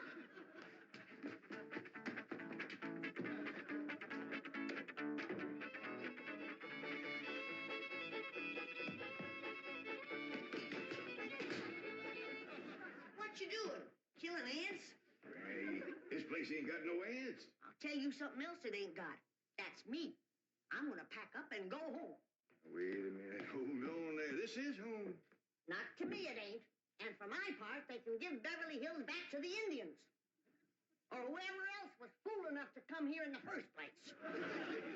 Come on, let's go in here and sit down and we'll talk this whole thing over. You just got your back up because the police made us get rid of all our cows and pigs and chickens and stuff. Well, that didn't help, hon. But if they don't allow folks to have stock, why have they got that all-fired fancy stock pen down there? Well, Granny, it turned out that there was something called a tennis court. What in tarnation is a tennis? I don't know, but one of these days we'll get us a pair of them and go to raise them out there. Well, you go to raising them. I'm going back home, where I can get some good things in life, like hog jowls and possum shanks. Hold on, Granny. Jethro's out hunting possums right now. He won't find none. I've been all over these Beverly Hills, and I tell you it ain't easy. Climbing fences and walls and jumping over hedges to get around those cement ponds where there are a lot of half-naked women laying there smearing themselves with oil and yelling at you to get out, get out. I tell you, Jed, this place is full of the laziest, greasiest, unfriendliest mess of people I ever did lay my eyes on. Here's Jethro. Hi, boy. What'd you get? I got chased by a fellow with a club. Now, you hear that, Jed? It says Beverly Hillbillies picking on a little boy like Jethro. Come on, Jethro, load up the truck and let's head for home. Hold on. I think I know what's ailing you two. You're just plain old homesick. Well, I'm sick of this home, I can tell you that. Yeah, now, I got a surprise. I've been kind of saving. I reckon now's good times any to let the cat out of the bag. We need pigs and chickens, and he gets us a cat. Now, there ain't the surprise, Granny. The surprise is Pearl's coming out here. Ma's coming out here? Yeah, and she's bringing your sister Jethrine. Hot diggity dog. Yeah, I wrote her a letter. I said, Pearl, I says, why don't you come out here and bring Jethrine? We got lots of room and plenty to eat, and we sure is a hanker to see you. Oh, boy. I gotta get us some possum now, because if there's one thing Ma and Jethrine likes, it's grits and possum shanks. You don't look particular cheered up, Granny. Jed, you might fool that boy with a story like that, but not me. What do you mean? Since when can you write letters? Granny, now wait a minute. Wait a minute. Granny, I didn't write that letter by hand. Held the pencil twist your toes, did you? No, I wrote it by a new way. The banker's secretary showed me. It's called dictation. What's dictation? Well, it's wonderful, Granny. You just talk and she writes it down. She sure must write fast. Yeah, with a bad hand, too. She got a bad hand? This one, she calls it her shorthand. I don't care how many letters you dictate, Jed. Pearl ain't a-coming out here. Leastwise, not right now. Oh, sure she is, Granny. She's looking to find a husband for Jethrine. I'll tell you who Pearl is looking to get a husband for. Pearl. And I think she's got her cap set for that oil man that bought your swamp. Mr. Brewster? Why, he lives clean over to Tulsa. Yeah, but pumping oil brings him over to your place. And I'll bet you pigs to polecats that when he shows up, Pearl ain't far behind.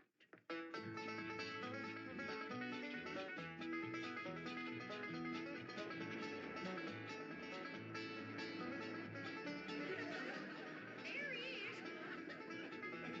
Hold on, Jeffrey.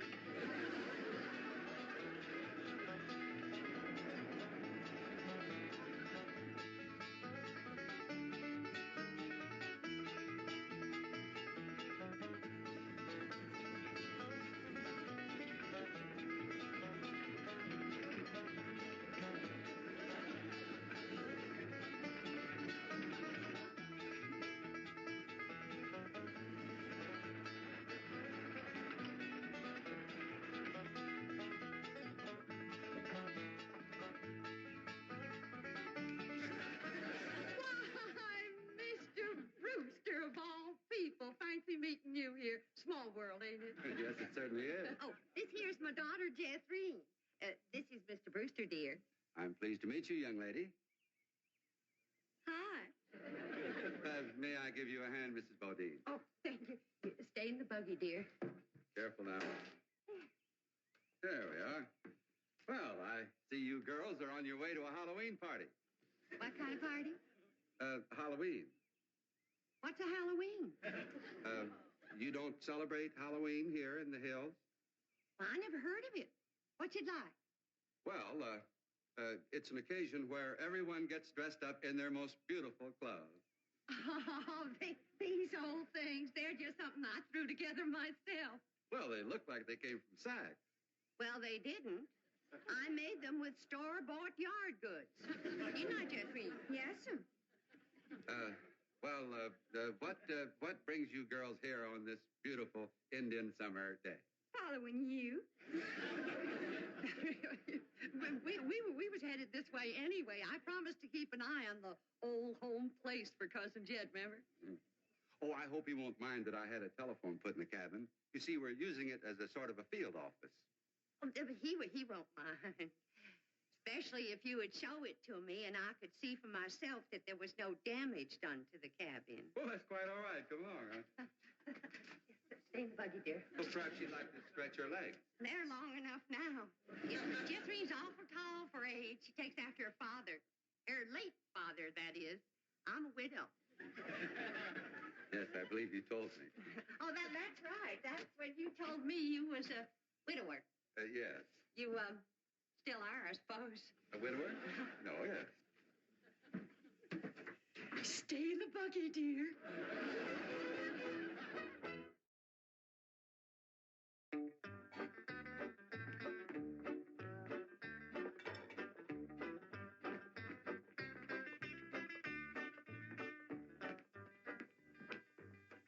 I'm going back where I should have stayed in the first place. Granny, before you do something you're liable to be sorry for, you better take another look around. see all the nice things we got here that you wouldn't have back home. Like what? Like this great big cooking room, for one thing. Well, you could take our whole cabin and put it right in this one room. If you did that, I might stay. What about them big ice boxes? You got nothing like them back home? Didn't need 'em. Got nippy in the fall like the good Lord intended it to. This crazy California stays warm all year round. Well, that's awful good for growing things. Look at that fruit there. Did you ever in your whole born days ever see anything as pretty as that fruit? Don't spoil neither. Don't taste neither. Oh, now. Jethro ate a whole bunch of them grapes. 2 apples, a pear, and a whole handful of strawberries. And he said there wasn't one bit of juice in the whole kit and caboodle of them. He said it was dry as wax.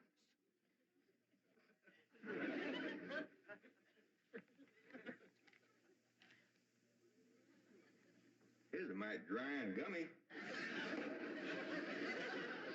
Maybe you ain't supposed to eat this fruit. That's the trouble with this miserable place. You ain't supposed to do nothing. You ain't supposed to have cows or pigs or chickens.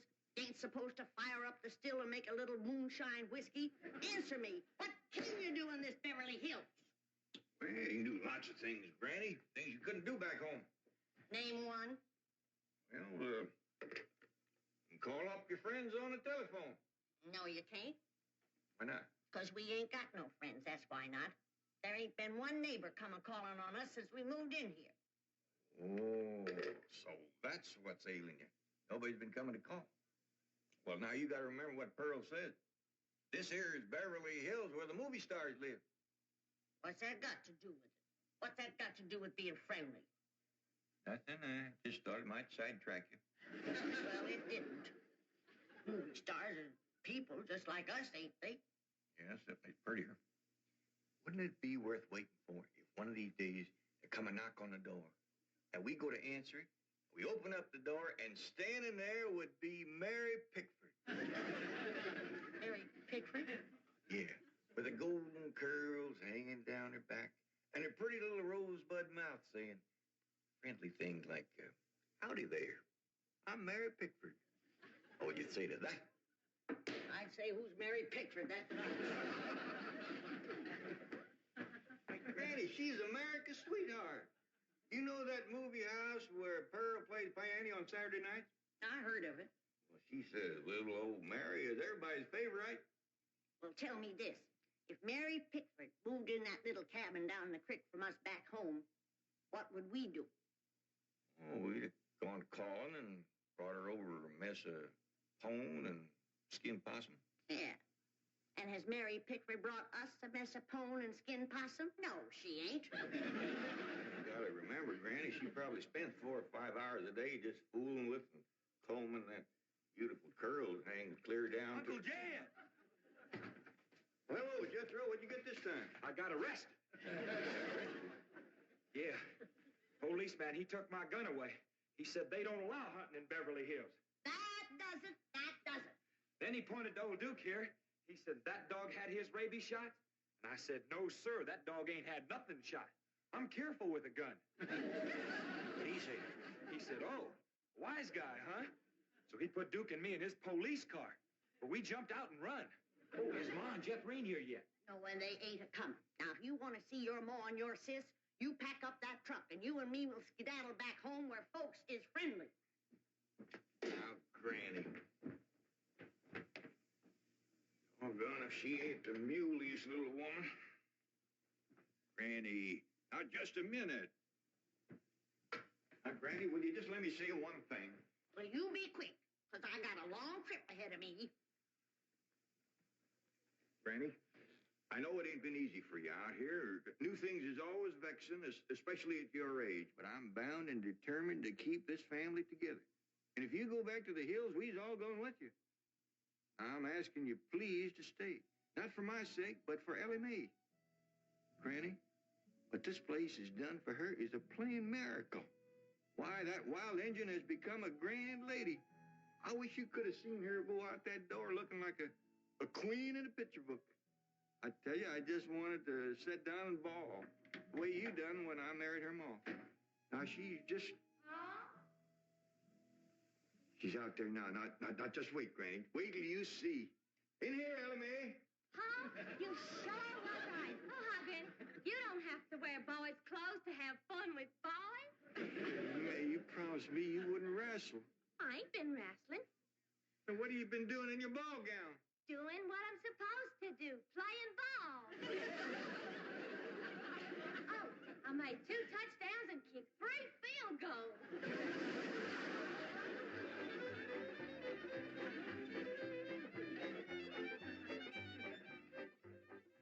Well, your cousin certainly seems anxious for you to come to Beverly Hills, Mrs. Bodine. Will you? Mrs. Bodine? Yeah. Will you? Yeah. Will I what? Go to Beverly Hills to visit your cousin, Mr. Clampett. Oh, well, not right now. I'm awful busy. You see, I do fancy sewing and hat making and give beauty courses and personality building and music lessons. Then on Saturday, I play the piano over the movie show to Oxford. And then, of course, there are my young ones, Jethro and Jethrine. Of course, they're no trouble. Jethro's in California, and Jethrine, she's fixing to get married. Well, congratulations. When's the wedding? Soon as she finds a fella. Well, you certainly are a busy woman, Mrs. Bodine. Yeah. As Cousin Jed used to say, Pearl, he'd say, the fella that gets you sure don't have to worry about supporting you. This is the phone I was telling you about. It's called a field telephone. Now, with this, I can communicate directly with the men working at the drilling site.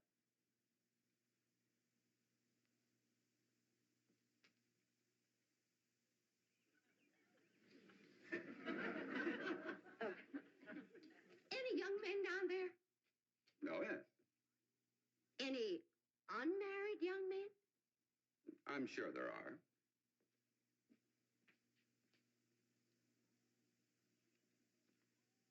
Any tall unmarried young men? Well, they're probably all sizes. Yeah. Suppose it gets pretty lonesome working down there. It's very likely. This is rather an isolated area. Any specially tall, specially lonesome, unmarried young ones? I don't think I can call any by name, no. Uh-huh.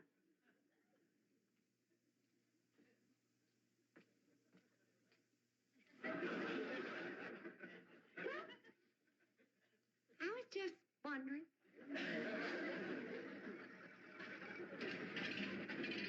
Excuse me, ma'am. Could you tell me where the oil drillers are working today? Well, now.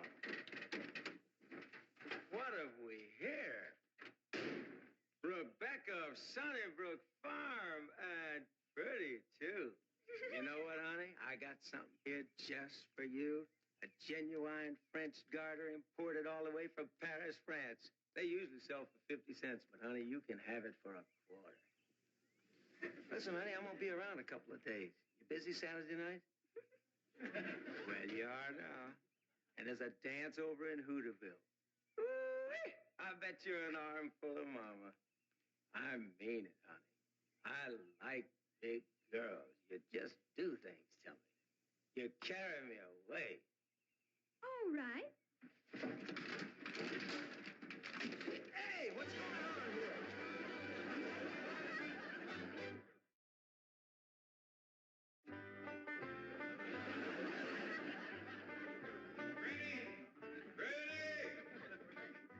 Oh, there you are.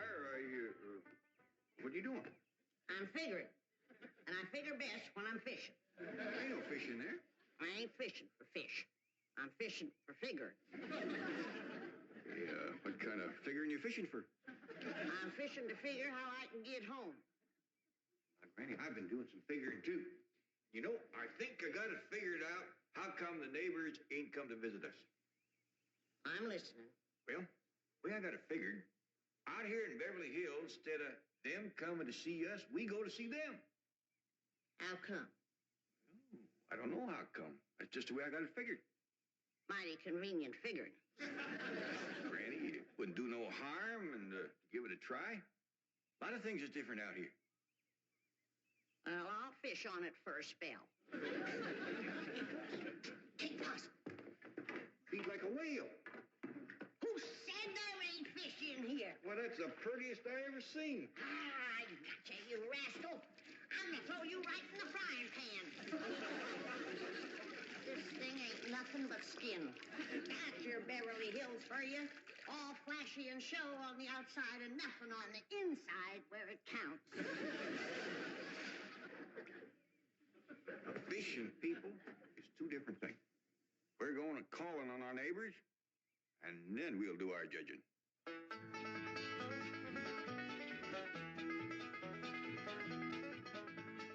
Well, let's see now. Which neighbor shall we call on first? Mr. Drysdale's off in Boston with his missus, so let's go this way. If you ask me, let's go back that way. Now, Granny, you promised. Come on, everybody, let's go. You reckon they'll give us a mess of corn or something, Pa? Or maybe some salted down pasta. Probably so lie on us.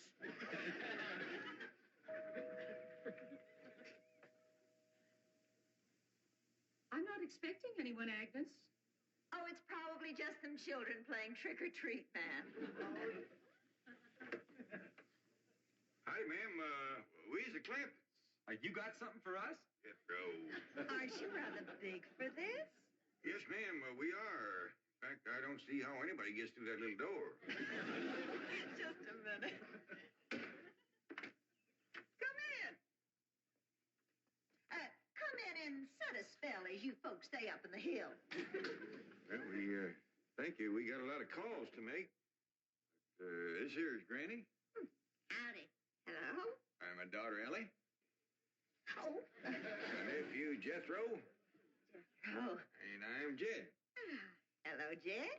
I'm Agnes. Just call me Aggie. Mighty nice place you got here, Aggie. Oh, shucks, 'tain't nothing but a heap of bricks, but we call it home. Well, sure is nice to meet up with you. Oh, well, now, wait just a minute. I got something for you. Wait a second. Here you go, Granny, and Elly, that's you, and Jethro, you and Jed.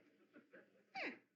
Yeah, thank you. That's mighty neighborly of you. And you must come and see us sometime. Yeah, we'll go hunting together.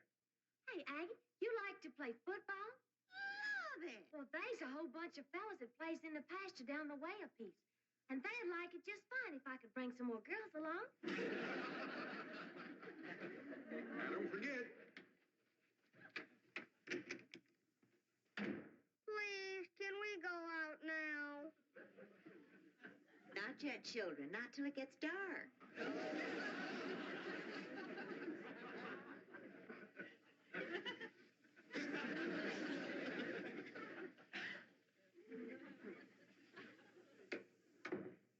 Ain't that the most pitiful thing? Heart-rending. Just heart-rending. Nice-looking woman. Friendly as you please. But them young'uns is the homeliest I ever see. Wonder she didn't want to come a-calling on us. Yeah. Reckon I'd stay home, too, if my kids looked like that. Kid, I ain't never gonna say a bad word about nobody. I know what you mean. Diggies, every house we went to, they was nice to us, wasn't they? Sure was, Dad. Hey, listen, everybody. I got an idea. Let's call up Cousin Pearl and tell her to come on out here. Uncle Jed, you can't call Ma on the telephone. Drysdale said we could call anybody we had a mind to. Well, Ma, she ain't got no telephone at home. Don't matter. She ain't never home nohow. The way I look at it, you can't never tell what you can do until you try. Don't forget to spin the wheel.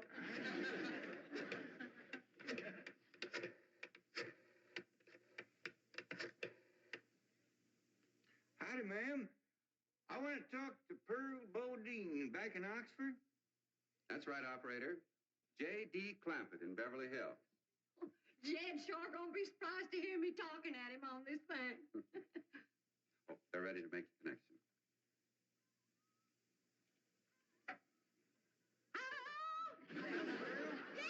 That you, Jed? You betcha it is. Hello, Pearl, you old rascal. What you doing down there? Huh, there ain't Pearl. This here's Elly. Jethro talk in a minute, but first I want to say something. You gotta come out here to Beverly Hills and bring Jethro. If she can't get a husband out here, there ain't no hope. You ain't never seen so many homely young'uns in all your born days.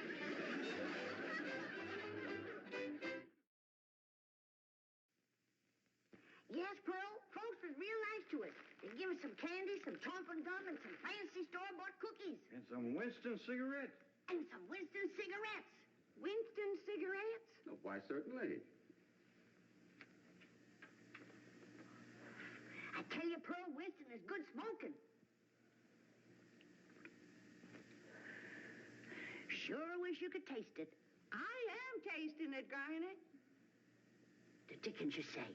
You mean you're getting it clean down there? That's right. Well, here, Pearl. Take another puff. All right. Granny, that's what you call flavor. Well, dingies. This is the doggonest invention that ever was invented. It sure is, Granny. I don't think I'll ever smoke anything else. You always were a smart one. Winston tastes good. Like a cigarette had order. The Beverly Hillbillies has been presented by Winston. We hope you enjoyed it, and we hope you'll try Winston, because Winston tastes good, like a cigarette should. They learn the simple pleasures of the hills of Beverly.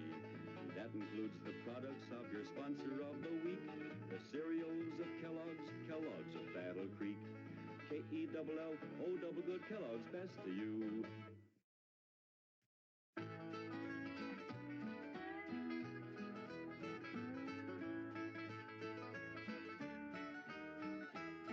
Can she bake a cherry pie, Billy boy, Billy boy? Can she bake a cherry pie, Charmin' Billy? She can bake a cherry pie, quick as a cat can wink her eye. She's a young thing and cannot leave her mother. Well, Granny, did you pick out your spot yet for the garden? Yep. I kind of favor a patch right close here to the house. Yeah, I'll plow you up something there directly. Yeah, just enough for some onions and taters and some rudibakers. And a few rows of corn. Morning, Granny. Pa, can I help you with the plowing and the spading? Well, Ellie, I'd rather you put on one of them pretty dresses that Miss Hathaway got you. But, Pa, I can plow better in these clothes. Need for plowing. You know, Ellie, I'd like you to wear one of them dresses kind of regular. Wouldn't you, Granny? You're mighty fetching in a dress, Ellie. Prettier than a tub of fresh churned butter. Pa, if I go to wearing them dresses, Jethro will make fun of me. I reckon he hadn't better. Now, you run along and put on something with skirts. All right, but he hadn't better make fun. He won't, he won't. You know, speaking of Jethro, I think he's got himself a sweetheart. The banker's secretary? That's right. They was out together last night. What'd they do? Well, I don't rightly know for sure, but it was something to do with bowls. All you do with bowls is eat. Yeah, I reckon that's what it was then. She said she was going to take him bowling. You know, Jed, I kind of like that Miss Hathaway. Yeah, I think she kind of likes us, too. Oh, those marvelous Clampetts. Those simple, rugged mountain people. The more I see of them, the more I am impressed. Yes, now Never have I observed such strength of body, mind, and character. Yes, now They stand like boulders in the pebble-strewn landscape of Beverly Hills. Like mighty oaks among bushes. Like quiet. Now, like I admire them, too. But those boulders need polishing, and we've got to put some city leaves on those oaks before my wife gets back from Boston. Incidentally, in any endeavor requiring physical strength, they are most exceptional. I took Jethro bowling last night. Here's the bill. $3,000. How many games did you bowl? You see, what happened was this. I said to Jethro, Pick up that bowling ball, she says, and see can you knock over them pins down yonder. They's just sticks. Anyway, I snatches up that rascal, draws back, and lets her fly. Did you knock down them pins? Yeah, the pins, the pin boy, the end of the building, a brick wall, and a signboard down on Sunset Boulevard. I bet you Miss Jane didn't do that good. She didn't even try. She just looks at me and says, Jethro, you're strong as an ox and twice as handsome. Ain't no two ways about it, Granny. That city girl is sweet on this boy. I reckon so, the way she's bragging on his looks. You are handsomer than an ox. Thank you, Granny. Cousin Ellie, you're a city girl now. Do you You think... see there, Paul? I told you this would happen if I took to wearing these dresses. You call me that again, and I'll turn you every way but loose. Say nothing but city gal. Elly May, Clampett. Get up from there or you're going across my knee. And Jethro, you're going across mine. What did I do that was so all-fired bad? In that dress, she looks just like a city gal. You did again! I reckon we better go out there and see she don't hurt him.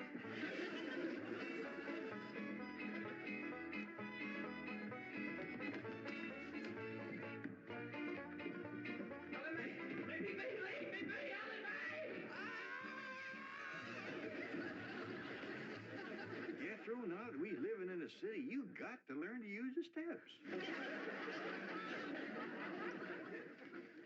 I'll be happy to know that I'm making splendid progress with Elly May. She's turning into quite a lady. Fine. There's Jed, Granny, and Jethro we've got to work on. Clothes, manners, the works. What have you done about servants? That's a problem, Chief. They're basically opposed to the whole idea of able-bodied people letting others do their work for them. Well, that's a refreshing attitude. But we've got to get a skeleton staff in there somehow. A combination butler and valet with Jed and Jethro, who help them assemble a wardrobe, teach them how to... Ravenswood. Your butler? Oh, he's never been my butler. Came with my wife like an overweight dowry. Been in her family for years. And with Margaret in Boston, I can certainly spare him, plus her upstairs girl, Marie. I doubt if you can sell Mr. Clampett on the idea of servants. Get him on the phone.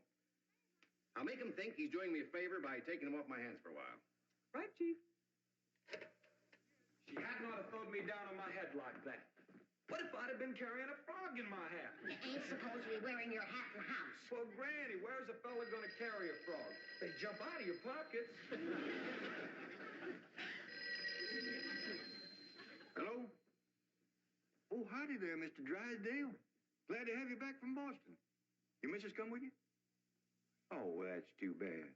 I know her and Granny had hit it off like two sows in a mud waller. Yes, I'm sure they would.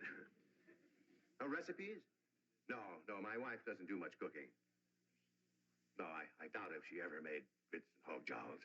Well, how about mustard greens and possum belly? No? Oh, then. Pone and squirrel shank? Boiled chicken hawk. Well, say, she don't do much cooking, does she? No. Well, the reason I called Mr. Clampett is I have a butler. Well, he really belongs to my wife's family, but he's been with us ever since we were married. And I was wondering if you'd let him come and stay with you for a while. You mean board with us? Well, I guess you could call it that. Who's going to board with us? Just a minute. Some kin of Miss Drysdale named Butler. Why, we be just... That's that no-good fat rascal that wouldn't let Ellie and me in to help Miss Drysdale when she was sobering up. Hello? Granny was talking at me, but she's done now. Oh, no, she ain't. Just a minute. Granny, let me hear the men out, and then we can talk it over. Yes, sir, Mr. Drysdale, I'm listening now. Well, in addition to Ravenswood, he's the butler, you can also have my wife's upstairs girl, Marie. Margaret may be away for some time, and I have absolutely no use for him. Well, I sure would like to oblige. Me and Granny will talk it over, and I'll call you. Oh, thank you. You'll be doing me a great favor. I was glad to help out when I can. Thank you again, Mr. Clampett, and goodbye.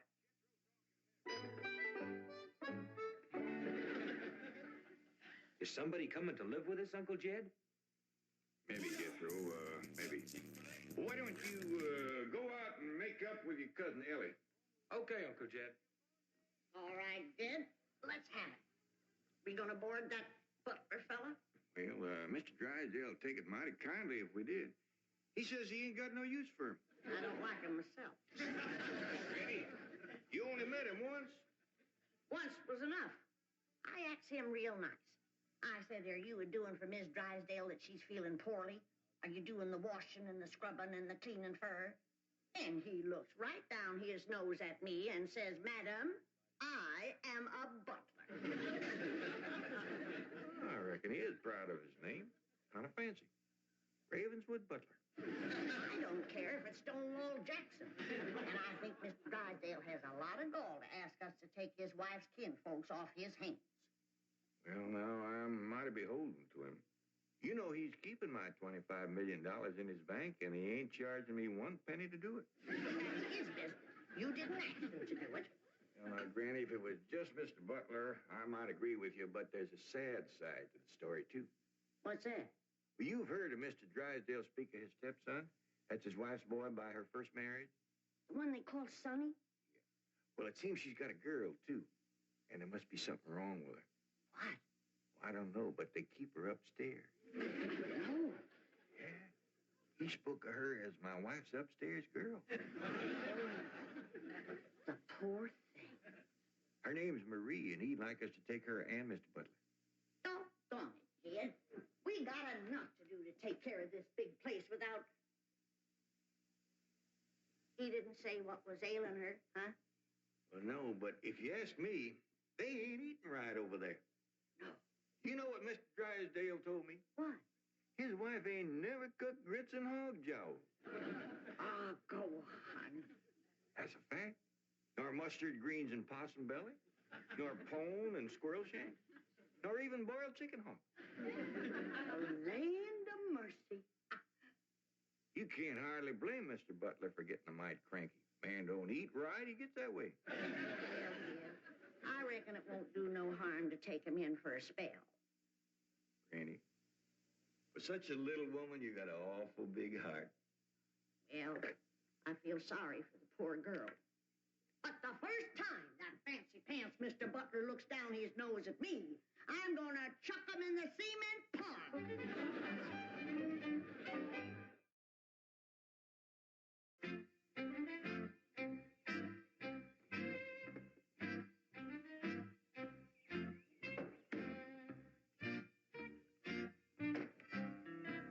Now, I'm doubling your salaries for the length of time you stay at the Clampett home. But if one word of this gets back to my wife in Boston, you're both out of work with no references.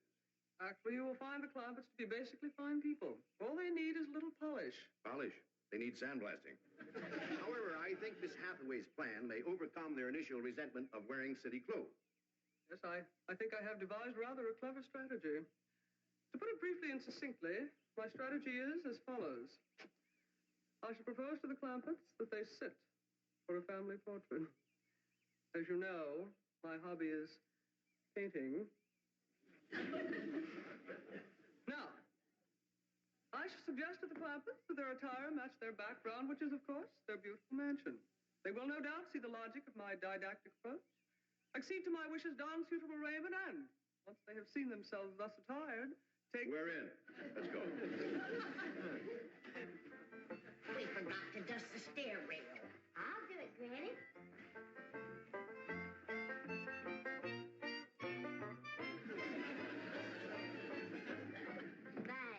Wearing boys' clothes does come in handy sometimes. Hi, Ginger Granny. I think we got her all spick and span for the company. They ain't a speck of dirt no place. Can I go swimming now? Me too? As soon as we help Granny clean up the kitchen.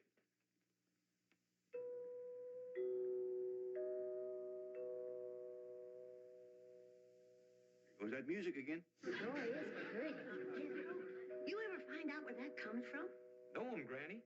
Every single time I commence to looking for it, somebody comes to the door. Nobody to the door now? There will be. You'll see.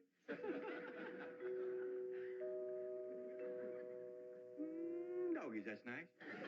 Don't pitch in, see, can we find it? You're wasting your time. I'm a-telling you. Before you can find it, somebody will come to the door. There, you see? Happens every time. Now remember, Ravenswood, I'm counting on you. Don't fail me. You have my word, sir. I've been butler and valet since boyhood, as was my father before me and his father before him. And I've yet to meet the man or woman who posed a social problem too difficult for me to handle. That's the spirit. Howdy there. Remember me, Mr. Butler? No! Ravenswood, come back! You gave your word! Come back, you coward! Come back here! I'll cut off your fringe benefit! Ravenswood probably forgot something. He'll return shortly. Meanwhile, this is Marie, Mrs. Drysdale's upstairs girl. Marie, J.D. Clampett. Howdy. Jethro Bodine. Elly May Clampett. And Grandma Clampett. No, ma'am. I am a Moses. Pardon? Granny's related on my wife's side. They's the Moses family from Tennessee. Then your name is Granny Moses? Grandma Moses. That's right. There was a very famous Grandma Moses who painted primitives. I've whitewashed a few myself. I'll show Marie to her room. Listen, Marie, honey. Over here, you've got the run of the house. You don't have to hide upstairs. Ain't nothing wrong with that girl, but what some good cooking will cure her. She's half starved. Poor thing is so weak her knees keeps a buckling on her. She's kind of pretty, though, for a skinny girl. Just wait till she gets a mess of Granny's grits and hog jowls. That'll fill her out. Till I'll get some of cooking. Guess that butler fellow will be coming back directly.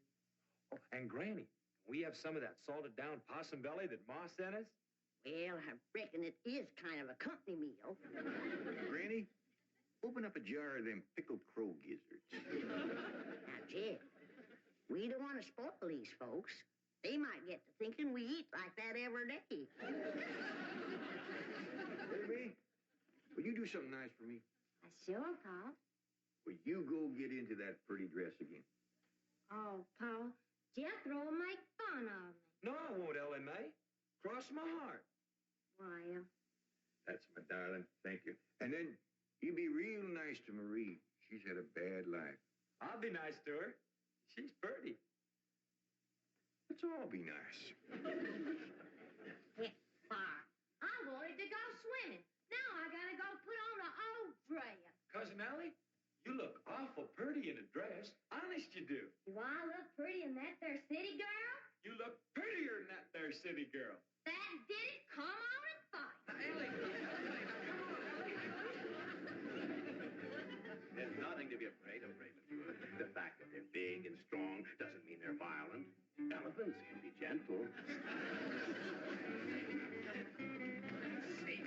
Now, Ravenswood, your appearances deceive you. Oh, really, Oh, I sir? do admit on the surface they do seem a bit rough, even cruel.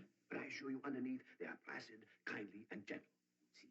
You shouldn't have called me a city girl. Elly May, leave me alone, please, Elly May. City girl.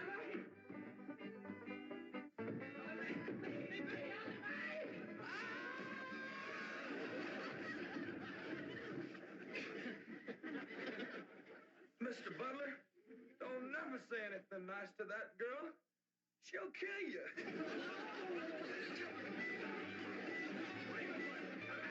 Come back! You promised! I found her Granny when Mr. Drysdale said he didn't have no use for Mr. Butler. He sure wasn't fooling. I just seen him cut through the brush chasing him with a stick. Mr. Butler gets sassy with me, I'll chase him with more than a stick. Jan, Elly throwed me down on my head again. If she don't stop that, I'm gonna get a headache. Stop riling her, Jethro. But golly, all I said was she's pretty. That ain't no call to bust a fella's head. Pardon. Oh, howdy, Marie. Hi, Marie. Are you hungry, darling? No, madame. I'm opening up something here that'll just set your mouth to watering. Put some strength in your limbs, too. Tell her what it is, Granny. A great big mess of grits and hog jowls. And salted down possum belly. Oh, pickled crow gizzards. How you like that? Don't tell me that child ain't hungry. Why, she's ready to drop in her tracks. Set her at the table and I'll dish up a mess. No, please. I only came in to bring you a message from Miss Hathaway. She's preparing to paint a family portrait. And she wishes to know if you all will sit for her.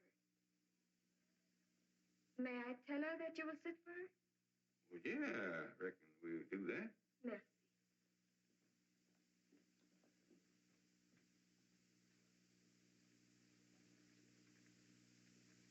Well, let's get at it.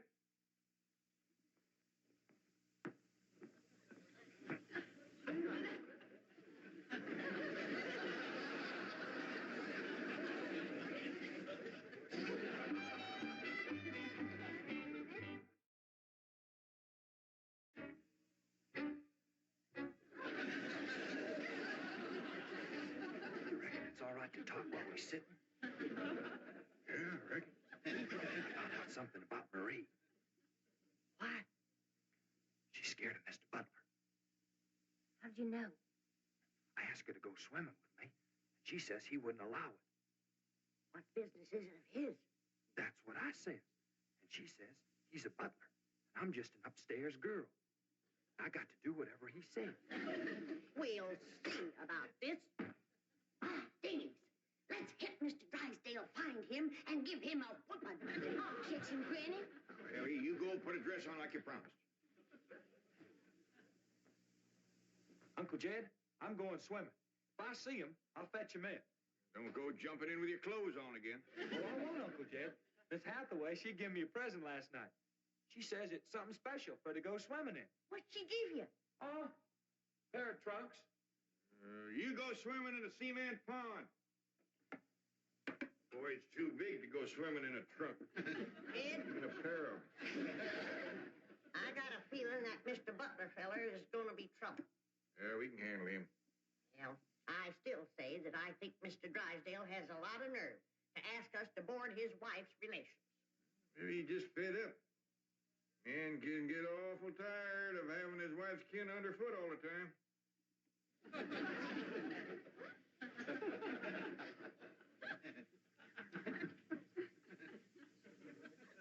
He told me that Butler fella had been living with them ever since they was married. I declare some in-laws latch on to free room and board like leeches. It takes a mule kick to jar 'em loose. You can't hardly blame Mr. Drysdale for trying to get shed of a critter like that.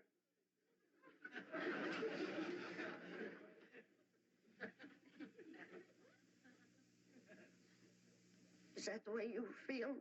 You bet it is. I'll see how fast I can get packed. I'll get out from underfoot just as quick as I can. No, Jed. I know when I'm not wanted. It don't take no mule kick to get shed of me. Darnation, Granny, well, I wasn't talking about you. We couldn't get along without you. No, Jed. I'm just a burdensome old woman, no good to nobody. Why don't you throw me down the well? Go ahead, pick me up, carry me out to the well, and throw me in. Stop talking like that. Uncle Dan! Uncle Dan! I caught him. Mr. Drysdale, he gave out, but I caught this fat little rascal. Put him there. You gonna whip me, Granny? No, Jethro. I'm going to get thrown down the well. Why don't you throw us both down the well together? We're just no good leeches, both. Hush. Mr. Butler, I'm sorry Jethro got a mite rough with you. He don't mean no harm. He's just an overgrown boy. Now, we's all mighty pleasure to have you come and stay with us, and as long as you behave yourself, won't be no trouble. Oh, I'm Jed Clampett. Sir. Sure, Granny? I reckon you and Jethro done met. Yeah. Sir. Oh, and this here is my daughter, Elly May. Enchantée, mademoiselle. Vous êtes très belle, très charmant, très ravissant. Don't you dare use them kind of words to a lady. What do you say, Granny? I ain't sure, but it sounded dirty. Said your daughter was pretty and charming. Boy, you're so different from all the others. You're like a beautiful city girl. He had not have said that. Oh, Marie. Oui, Miss Jane. Didn't you say the Clampetts had agreed to sit for their portrait? Oui. They said they would do it. What is it? I believe it to be self-preservation, madam. No!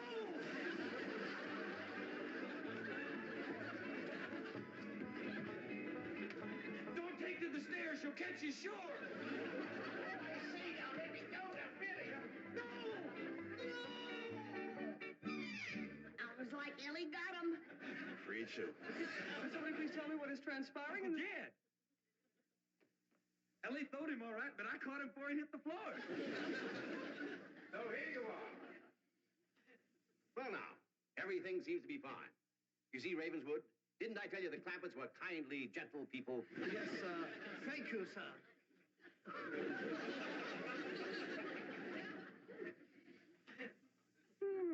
We're going to have to feed up both of them, Granny. His knees is buckling, too.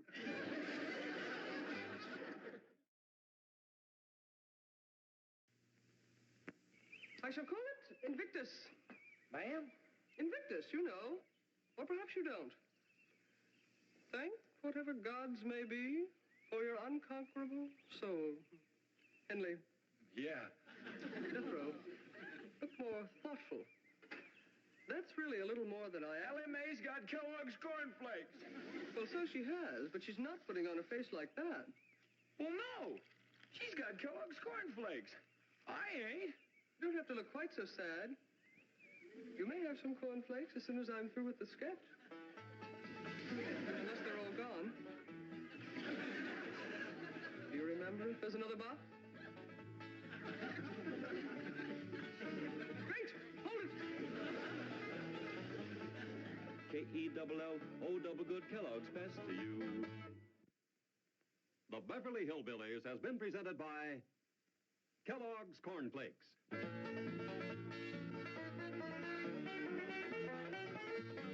From Kellogg's...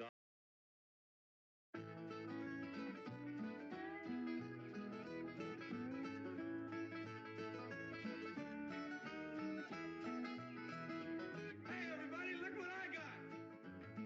Uncle G, Granny, Elly May, we got a letter from Mom. What's Jethro yelling about? Sounded like he said we got a letter from Mom. What's all the commotion? Elly says Jethro says Pearl sent us a letter. A litter of what? Did you hear what? No, but I bet you it's kittens. Kittens. Pearl's always trying to give away kittens. Well, there y'all are. Where's the kittens, Jethro? What kitten? Didn't your ma send us some kittens? Just a minute.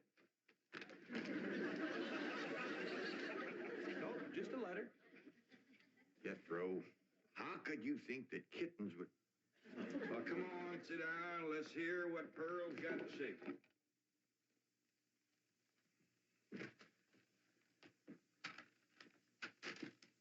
Dear son and kinfolk, I take pen in hand to say we are all fine back here. How are you all out there? Just fine, Pearl. That's right. Jethro, I hope you are making good marks in school out there. Ma thinks I'm going to school. Are you in the 5th grade like you would be here? Doggy, Jethro, I clean forgot about putting you in school. We're going to have to get you started today. Can I go too? Well, no, I think Miss Hathaway's got plans to put you in some girls' school. Can I go too? Jethro, I just said it was a girls' school. That's why I want to go. I like girls. I don't. All right, get finished with the letter. After that, we'll take care of school. Your sister, Jethrine, had a narrow escape. A city dude tried to take advantage of her. What does that mean, Paul? That's, well, Granny will explain that to you later. Tell us more about the city dude, Jethro. His name is Jasper Heath. Jasper Heath. That's a funny name. Oh, there's a dot in there. His name is Jasper. He wears patent leather shoes and spats on them. Don't sound too neat, does he? He seen your sister at the cabin when I went there to keep an eye on it for Cousin Jed. I know what Pearl went there to keep an eye on. Mr. Brewster. Well, now, Granny, Pearl's a widow woman. She got a right to look. I ain't knocking it. I got my eyes open myself. At first, I thought the city dude worked for Mr. Brewster, so I drove back out to the cabin to give him a piece of my mind. I could put a bug in that Mr. Brewster's ear. Look out for feathers. Feathers? The more Pearl has her eye on a man, the more feathers she sticks in her hat. That's right. 3 and 8 came in flowing 2,000 barrels a day. And it looks like the new strike's going to be even better. There's no doubt about it. This is one of the richest pools we've ever hit. Yep, everything from here is good news.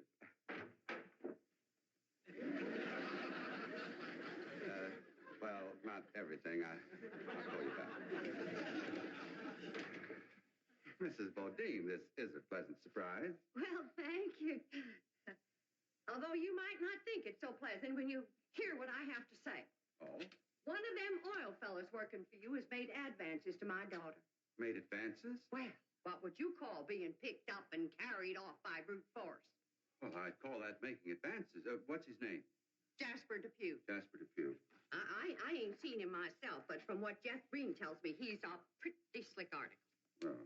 Oh, Mr. Brewster, you don't know how hard it is for two girls living alone like Jeff Green and me. You see, my son Jethro's in California with Cousin Jed, leaving us no man to protect us. I'm a widow woman, you know. I guess wherever you have two unattached girls living alone, there's bound to be trouble. Especially when the girls are the kind that men call lookers. Did you say his name is Depew? Jasper Depew. Calls himself Jazzbo. Oh, Jeff Green says he's a flashy dresser and a fancy talker and drives a sporty car. Regular big city dude. I guess Jeff Green's kind of like me when it comes to tall, handsome city fellas. I'm just putty in their hands. Nope, no one by that name working for OK Oil. You mind if I look? Oh, well, no, go right ahead. I'm bound and determined to find the rascal that trifled with the affections of my sweet, innocent, helpless baby girl. Ma! Jeff Green, I thought I told you to stay in the buggy. I seen Jasper Depew coming. Here? Yes'm. Oh, well, thank goodness we got Mr. Brewster to protect us. Oh, there he is. Mr. Brewster throwed his arms around me and helped me in his strong embrace. What's an embrace, Paul? Yeah, that's when folks kind of twine their arms around one another. You mean like wrestling? It's sort of like wrestling, except they ain't mad. It's like wrestling for fun. I reckon you could say that. Then we heard a knock on the door, and we knowed it was Jasper He. Better look for that dot again. Oh, yeah. We knowed it was Jasper. He was there to get Jethro. Her beauty had set his heart to burning with flaming desire. What's flaming desire, Paul? Well, Granny will explain that to you later. Well, I'll try. You're sure counting a heap on my memory.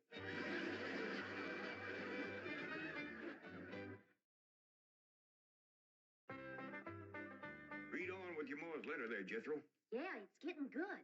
One city fella's got his arms around Aunt Pearl, and another's waiting at the door to grab Cousin Jethro. My only thought was to save my daughter, so I tore loose from Mr. Brewster's embrace.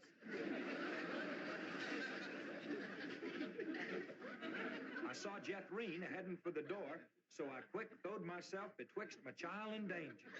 Sweet innocent Jethro, not knowing better, let that rascal in.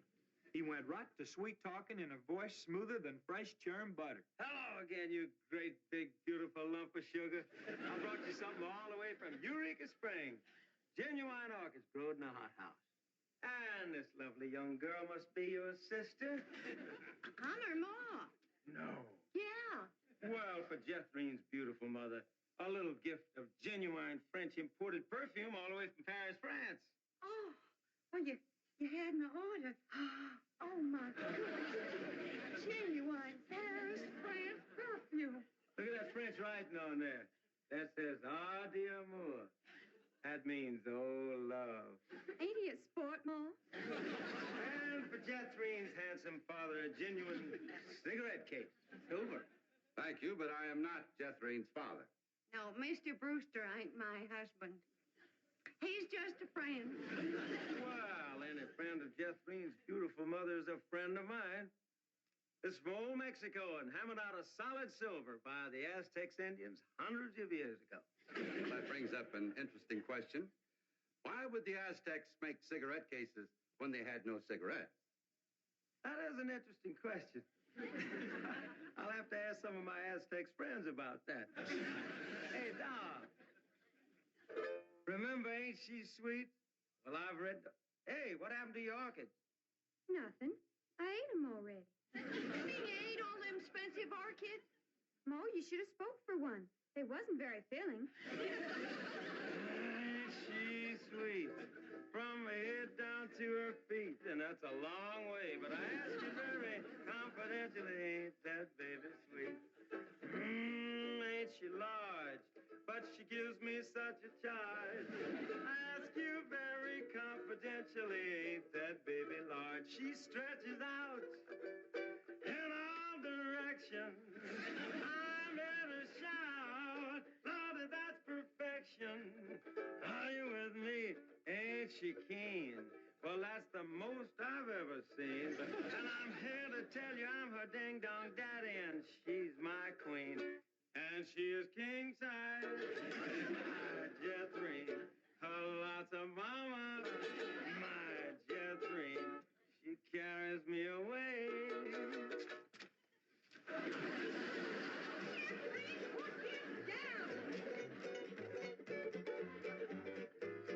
So your sister Jethrine has got herself a steady fella now. He says he is going to ask for her hand someday. I hope he will take the rest of her, too. Ha-ha. Give my love to all and be a good boy. I am going out now to mail this letter and get some more feathers for my hat. As ever, your loving mother. Sure nice to hear from Ma. Nice hearing. Jethro, you and me's got to go right out and find a school and get you to going. Granny, you pack up a nice lunch for Jethro to tote along. How about a big mess of poke greens and chitlins with some pole and a big pot of sorghum to dip it in? Fine. Oh, Granny, it don't have to be that fancy. Some of the other boys here in Beverly Hills might not have it so good. They're going to complain it to their folks. Let them complain. It ain't going to hurt none to raise their standard a little. I'll get the truck up to Jed. Paul, please let me go with Jethro. I can help him fight if the big kids in the 5th grade goes to picking on him. I know for sure that Miss Hathaway has got other plans for your schooling. But with Jethro gone, I won't have nobody to play with. Oh, yes, you will. I just remembered something. Mr. Drysdale's stepson is coming home for Thanksgiving. And he's going to be living right next door. And you can play with him. Mr. Drysdale gave me some pictures of him. Here's some pictures of Sonny. That's what they call him, Sonny. He's been going to a lot of schools, and you ought to know some real good games to play. Ain't he something? Yeah, but what? Well, he's a boy. Sure? Ellie, just because he's wearing... Well, there's Jethro. Now, you keep thinking about how much fun you're going to be having with him right next door. You know, he does kind of favor that movie actor, Rudolph Valentino. Here's Jethro's lunch. I didn't have time to fix much, but it'll hold him till he gets home from school. I got a little surprise in there. I've been saving it for a special day, and I reckon this is it. What is it, Granny? Deviled hawk eggs. Doggies. Makes me wish I was going to school.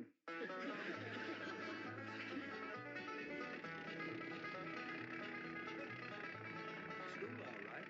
Millicent, Schuyler, and Potts. I reckon them 3 is the teachers. 3 teachers. Must be awful big school. I'll say. Well, let's go in there and get you started.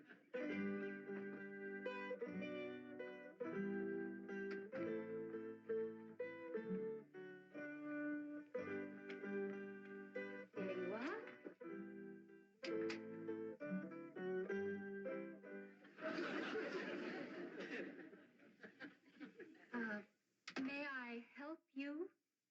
Well, reckon maybe you can. Diana, someone has parked a most disreputable-looking vehicle outside my window. These gentlemen. Oh?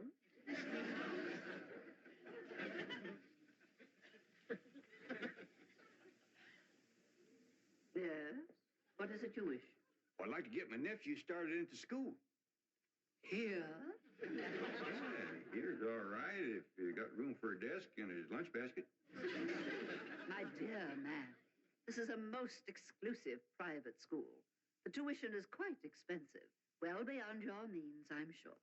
Does that mean it costs a lot of money? That is precisely what it means. Well, I can pay you if it ain't over $25 million. 25 million? Just that's all I got. Dollars? Yes, ma'am. In cash. Yes, ma'am.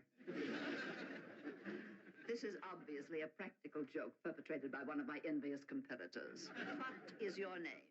Jed Clampett, ma'am, and this here... And you expect me to believe that you have $25 million? Well, no, not on me, ma'am, but my neighbor, Mr. Drysdale, he's keeping it in his bank for me.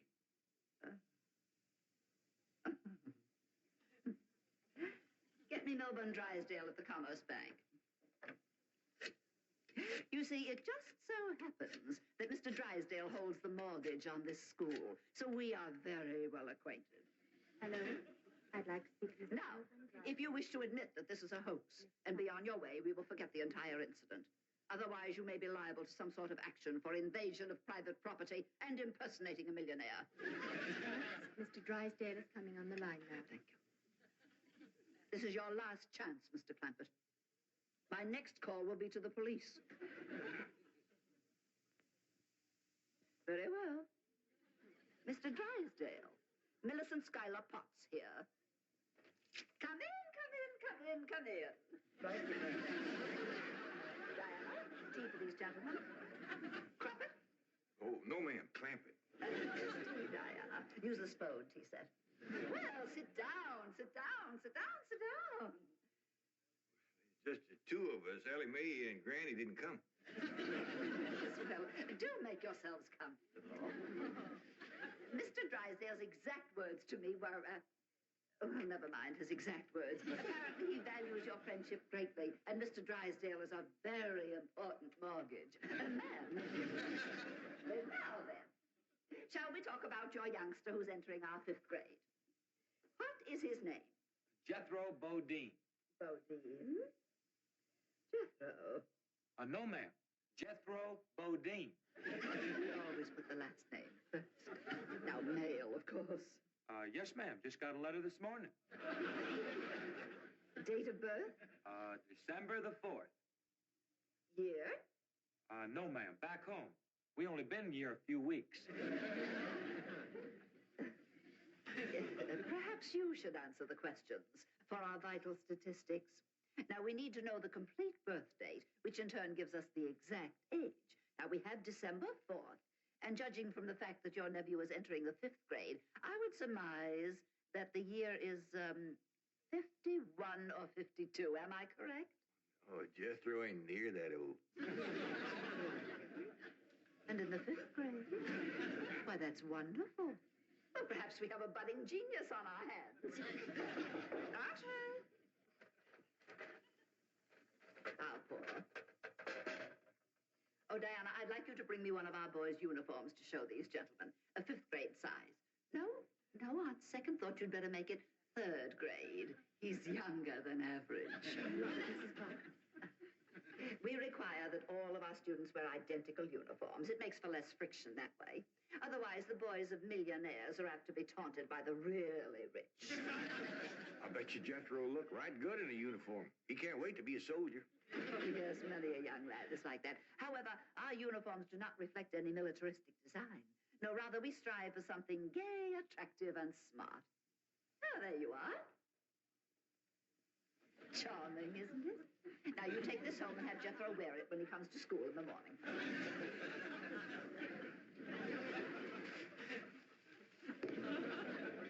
Wear this?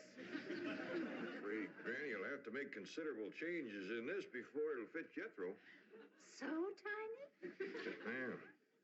And in the 5th grade? The boy must be a genius. Well, you may be very sure that we will bring him out. Where is this? He'll bust out. Now then, how do you gentlemen like your tea? We don't know, ma'am. We ain't tasted it yet. Oh, you are the fun-loving one, aren't you? Yes, ma'am.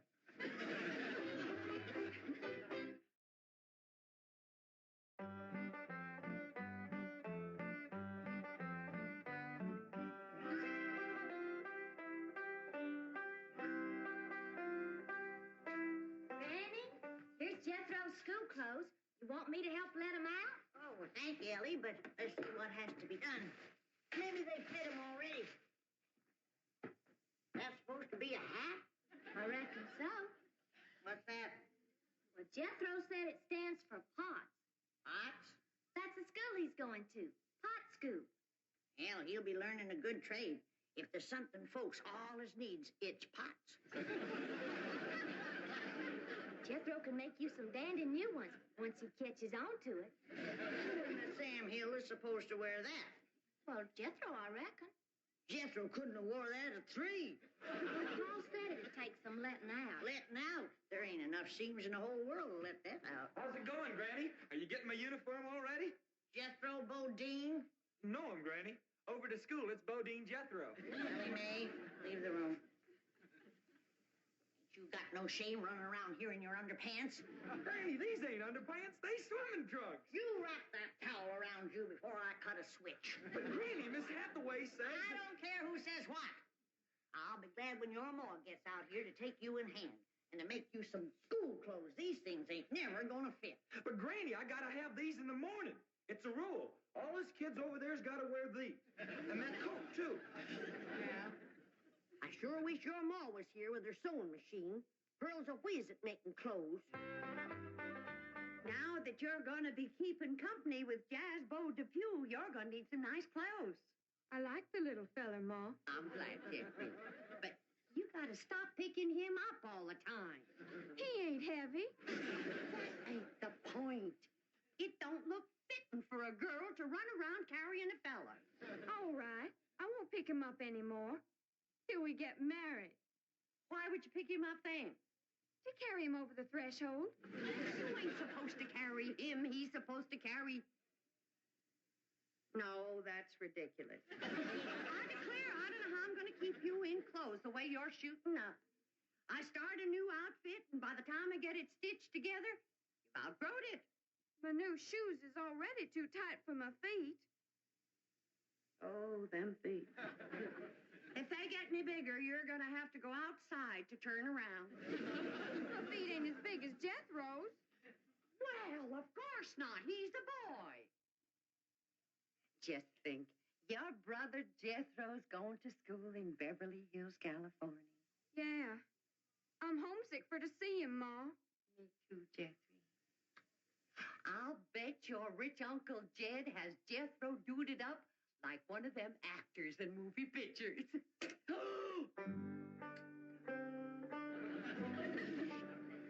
I can't understand these Beverly Hills schools.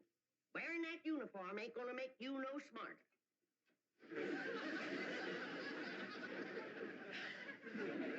Miss Potts said I had to wear it this morning. She's the boss teacher.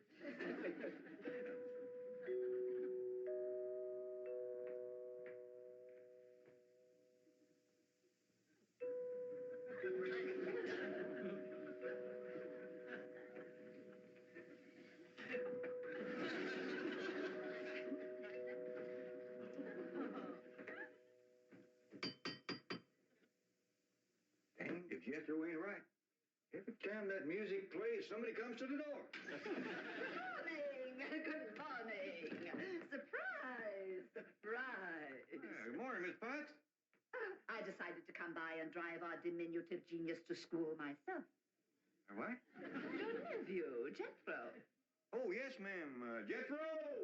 Come on down here. You got to ride to school. That's mighty nice of you, ma'am. Oh, tut, tut, tut. I'm going to give the boy my personal special attention. I feel that when one... Well, howdy there, Miss Potts. You come to take me to school? You betcha she is. Now, I want you to be a good boy and make good marks so your ma will be proud of you. This is your nephew? Ma'am, you met him yesterday, remember? Of course, he does look a mite different in his uniform. Granny had a time getting it to fit, but she done it. You are in the 5th grade? Oh, yes, ma'am. Just finished 3 years in the 4th. But I can't. It's impossible. Oh, that ain't nothing. He got through the 1st grade in only 2 years. Under no circumstances can I allow this. Well, say, here comes Mr. Drysdale. I reckon he's coming to see Jethro off to school. Come along, Jethro. Get up.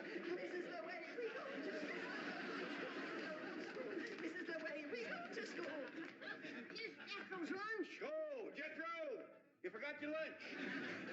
Now, Jethro, you share your grits and fat back with Miss Potts today.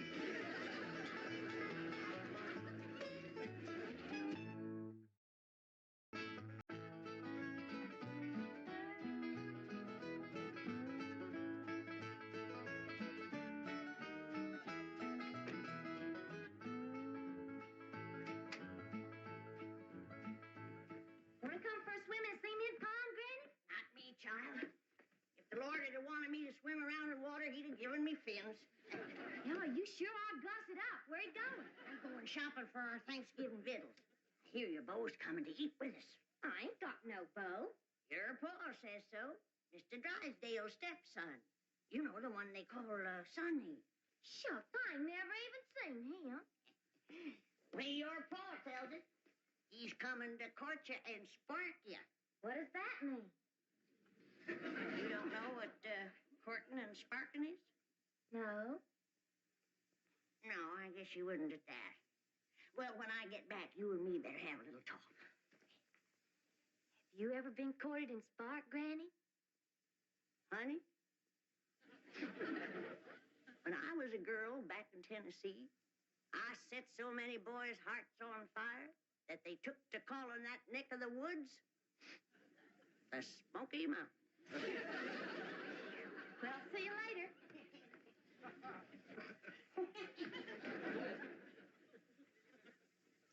Daisy, you old heartbreaker. You still got it. That's the truth. Who you stepping out with? Ain't stepping out with nobody. I'm going to the supermarket. What's a supermarket? I don't know. I reckon it's kind of like a general store. But that's where you have to go to buy your victuals out here. And there's some things I need for that Thanksgiving spread. Oh, say, speaking of Thanksgiving, we can use the big fancy eating table. I just finished notching the last pot passer. Think they'll reach? Yeah, I don't know. Let's give them a try. Jethro! Yeah, Granny? You all set to get took to the supermarket?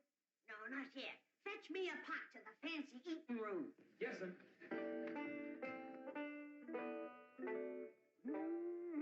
That sure is a mighty fine eating table.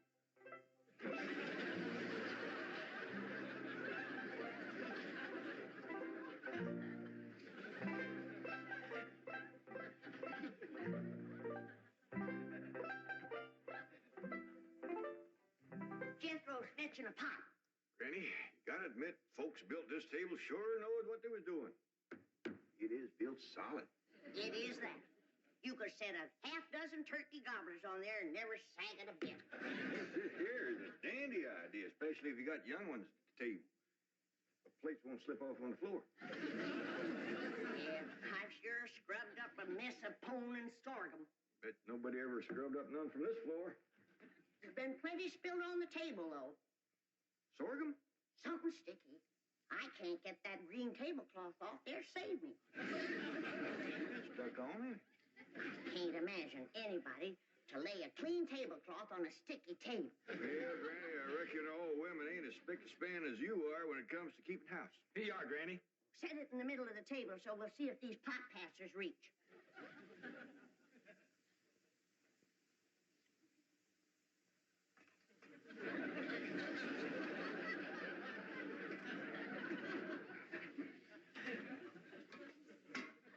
Yeah, I reckon that'll do the trick, all right.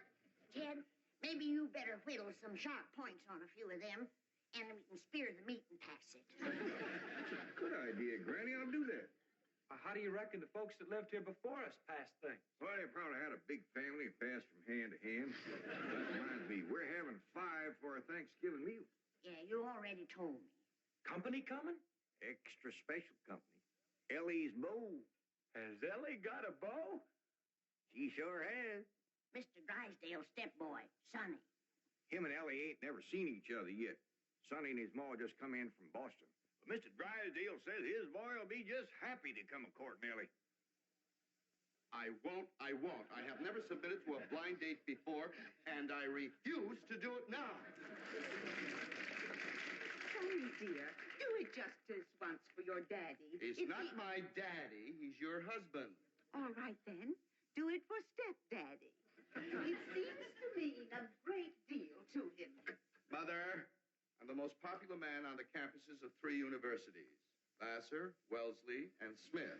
To those girls, I'm an idol, be worshipped. I can't just date anyone. Sonny, dear, it might be fun to date someone new. Someone young, lovely, and charming. For her, yes. But how do I know what she'll look like? No, I can't. I can't. It might cause too much of a trauma, Mama. But your stepdaddy says she's very attractive. And it seems that she's the daughter of his wealthiest depositor, whom he wishes very much to please. Mother, what kind of a man have you married? He's selling me for a rich man's gold. It's sordid! Oh, it is sordid! It is sordid! No, my precious baby. I know it was wrong of me to marry a common bank president, but I wanted you to have everything, and all I could give you was the heritage of a fine old family. But it takes money too, darling. Money, I hate that word. Makes the rich the social equal of us. Oh, no, dear. It could never do that. I wish you'd read the thesis I wrote on economics last week. Money and why it is not important. You know, for a boy who's been going to college for 17 years, you haven't learned much. Milburn, you must not throw it up to Sonny that he keeps going to college. He's trying to find himself. Don't take my advice. Don't look. Come on, dear. Let Sonny get dressed for his date. I'll draw him a nice hot bath. Try not to drown. Daddy? Just a moment, Daddy. You called me Daddy. You've never done that before. Don't ever do it again. I refuse to date a strange girl just to benefit your economic situation. Well, I've got news for you, Sonny.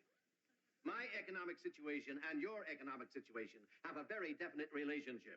Money doesn't interest me. Who steals my purse steals trash. Well, you will have a date with Elly May Clampett, and you'll be nice to her, or I'll cut off every penny of your trash. Milburn, did I hear you say that it's the Clampett girl you're asking Sonny to date? That's right. But, my dear, I haven't finished the genealogical check of their family tree. We don't know that Elly May is socially acceptable for Sonny. Good heavens. Now, you listen to me, Sonny. Jed Clampett is thrilled at the prospect of his daughter having a date with you. A city boy, educated, refined. To him, you're a knight in shining armor, a handsome Prince Charming. He thinks you're the greatest thing that could ever happen to his daughter. Mr. Clampett sounds like a very intelligent man. Dear, I've heard the most disturbing reports about the Clampetts. I understand they're no better than peasants. Good heavens, a date with a girl like that is unthinkable. Now, Margaret, I hesitate to assert my authority. But unless I have assurance that my wishes will be carried out, I'm afraid I will have to... Mother! Dad! Who is that? Who is she? Who is what, dear? That divine creature by the pool next door.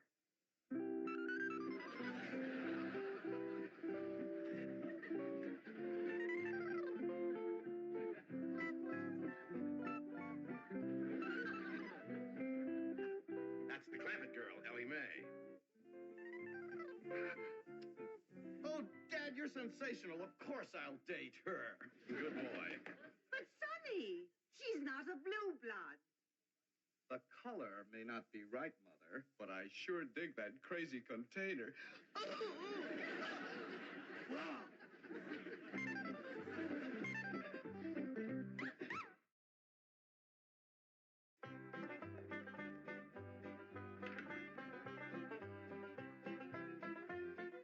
Granny, you wearing perfume? Pure vanilla extract.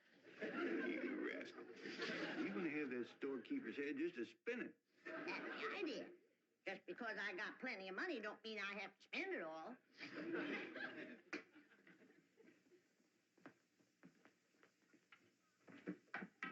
Howdy, Pa. What you doing? Oh, I'm fixing some turkey stickers for a company meal.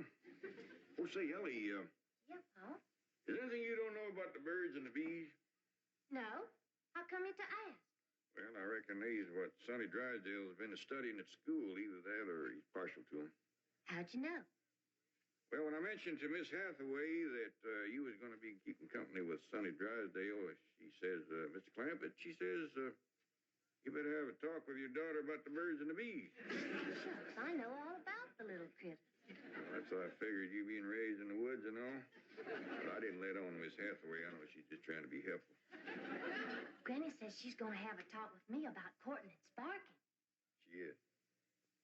Well, I'm glad of that, Ellie. I was kind of wondering who was going to do that. Paul, why don't you tell me about courting and sparking? Well, Ellie, that's something that a girl's ma usually tells her about. I ain't got no ma, so why don't you tell me? Well, Granny will do it when she comes back. Well, what if she don't get back before Sonny Drysdale comes? Then I won't know how to court and spark him. You ain't supposed to court and spark him.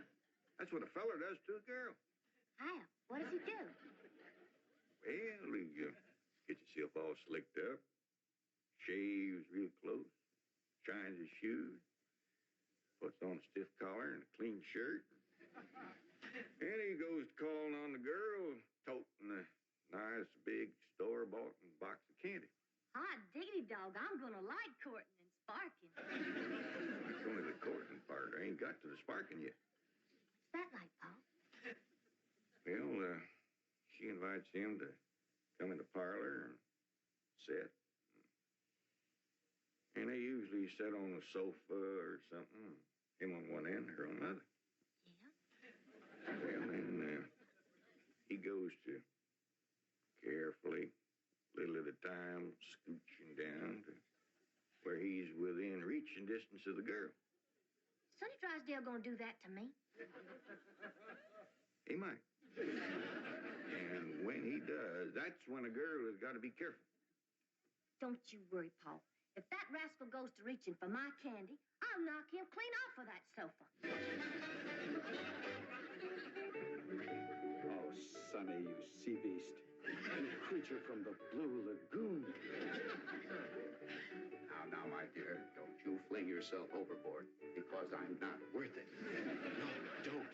My dear, my dear, my... Oh, well, there were too many girls aboard anyway. We were beginning to list. Sonny, are you decent? Not me. The devil. Come in. Sonny, you're beautiful. Mother! Girls are beautiful. Boys are handsome. Dashing. Debonair. You're right. I'm beautiful. Well, I just spoke to Jed Clampett. He's expecting you to call this afternoon. Maybe take Elly May for a drive. And tomorrow, they're expecting you for Thanksgiving dinner. 2 days? Gee, stepdad, no girl has ever been exposed to me for 2 consecutive days. Well, it may be unleashing forces too powerful to control. What if the Clampett girl gets serious about Sonny? Well, we'll celebrate with the finest champagne money can buy. Oh, no. My baby's not ready for marriage. Margaret, he's 35 years old. I am not. I was a leap year baby. Now, I've had enough of this nonsense. Now, you climb into that expensive sports car I bought you and go calling on that girl, or so help me out. Children, please. Sonny has never been exposed to violence. Even when he was born, I gave the doctor strict orders that he was not to be spanked. Well, it's not too late to start. Now, are you going or aren't? I'm going. I am going. You want me to go along? No, my dear.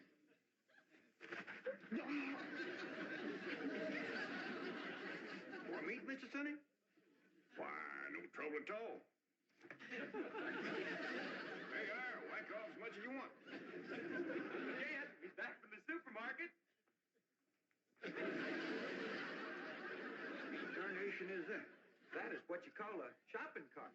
There's a sign down at the supermarket that says take one. So Granny did. But there's Indian givers. They wanted me to give it back when we were leaving. She didn't do it. Did you, Granny? You're darn tootin'. Oh, they sweet as honey when you first come in. But they give you a heap of trouble when you start to leave. What kind of trouble, Granny? Well, first you stand in a line with a kind of a gate. And at that gate, there's a woman. She looks at what you've got. Then she starts to push a lot of little knobs, and bells start to ring, and a drawer pops open with a lot of money in it. she tells you how much money to give her. She says to me, that'll be $28.25. And I says, now you make up your mind. Is it 28 or is it 25? And she says to me, that's $28.25. Well, I seen I wasn't getting no place with her. So I give her the benefit of the doubt and I plunked down 28, a quarter and 3 pennies. I reckon that pleased her. You'd have thought so, but not her. As I started through the gate, she says, hold on, madam, you're short. I said, maybe so, but I'm big enough to take you on. Granny was getting right mad. Well, you'd have got mad too, Jeff. And you get after Elly about running around in boys' pants. You should see those women in that supermarket. Was wearing boys' pants, was he? Some of them were in their underpants. Actually, I wanted to get Jethro out of there. Action. And I did, too. By dingy, they didn't stop us. Good for you, Granny.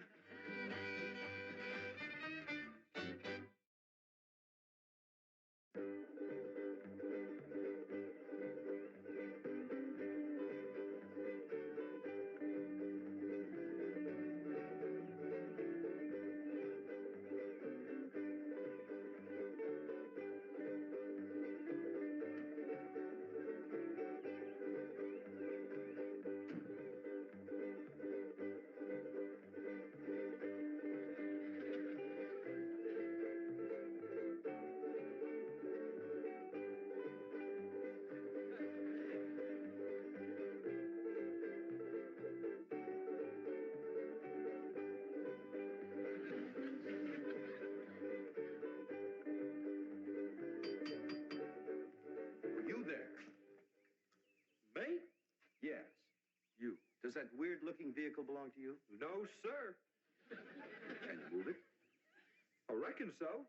Please do. It completely spoils the effect of my imported 190. Oh, what should I do with it? Oh, I don't care. Just get it out of sight. Hide it somewhere. Yes, sir. Sonny Drysdale to see Miss Clampett. Oh, come in, come in.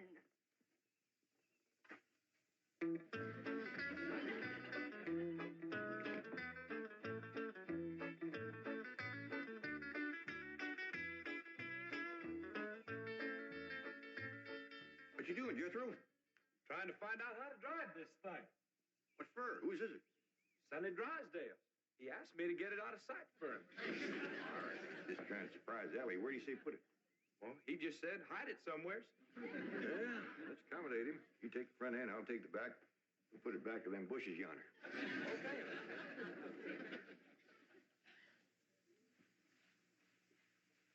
Is he toting a box of candy, Granny? He sure is, honey. All tied up with women.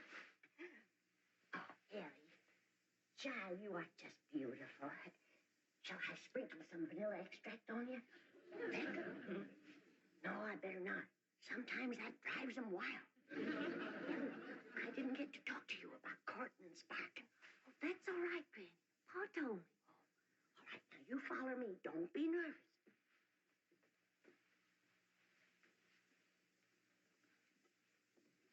Here she is, Mr. Drysdale. Thank you. You're beautiful. Divine. Never mind me. Say something nice to her. Hold it just a moment. What a vision you are. What a picture you make. From your golden hair down to your...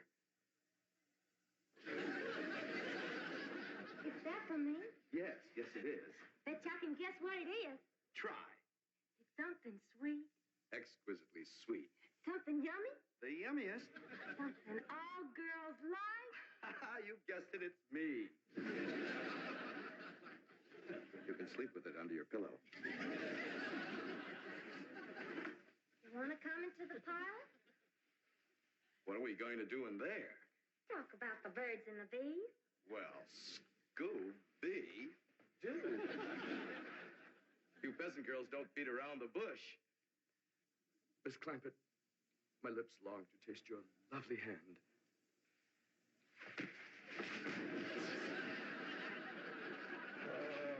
Why did you throw him? That rascal was fixing to bite me. Who said to him?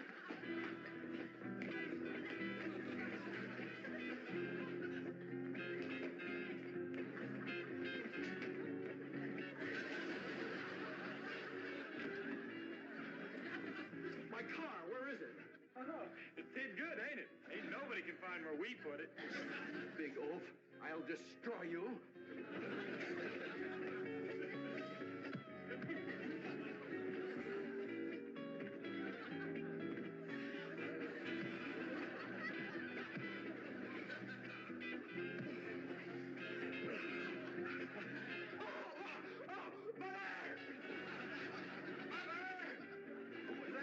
Sonny Drysdale.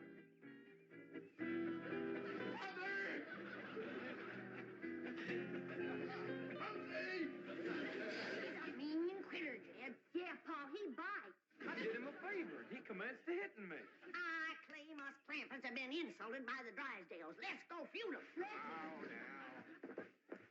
Why, we could whoop 'em with one hand tied behind us. We ain't got no cause to whoop 'em, Granny. No cause.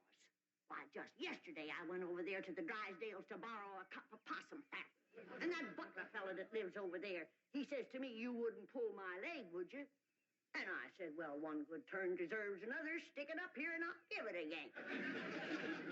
And do you know that he slammed the door right in my face? Let's go. Now, hold on. Now, we're all going to calm down, go next door, talk to Mr. Drysdale, we'll straighten this whole thing out. Come on.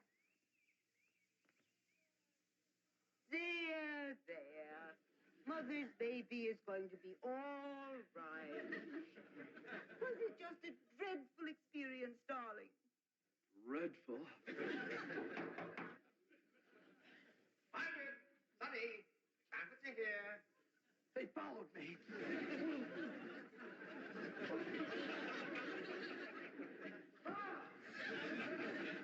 Come in.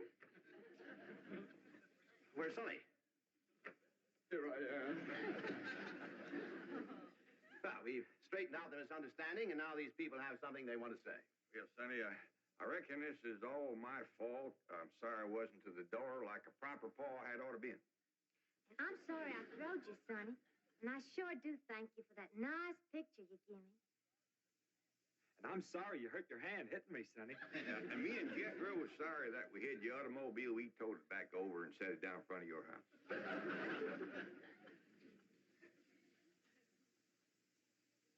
Well, I can't think of nothing I'm sorry for.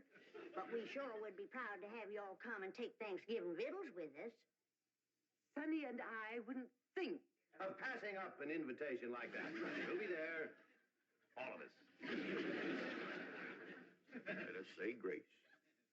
We sure have got a lot to be thankful for, Lord. We got good health, good neighbors, good food. Jethro's going to school. Elly's got a feller. I guess everything is just about fine, and we sure do thank you. Amen. Amen. Amen. Well, Jethro, hand out the pot passers and the meat stabbers. Let's get at it.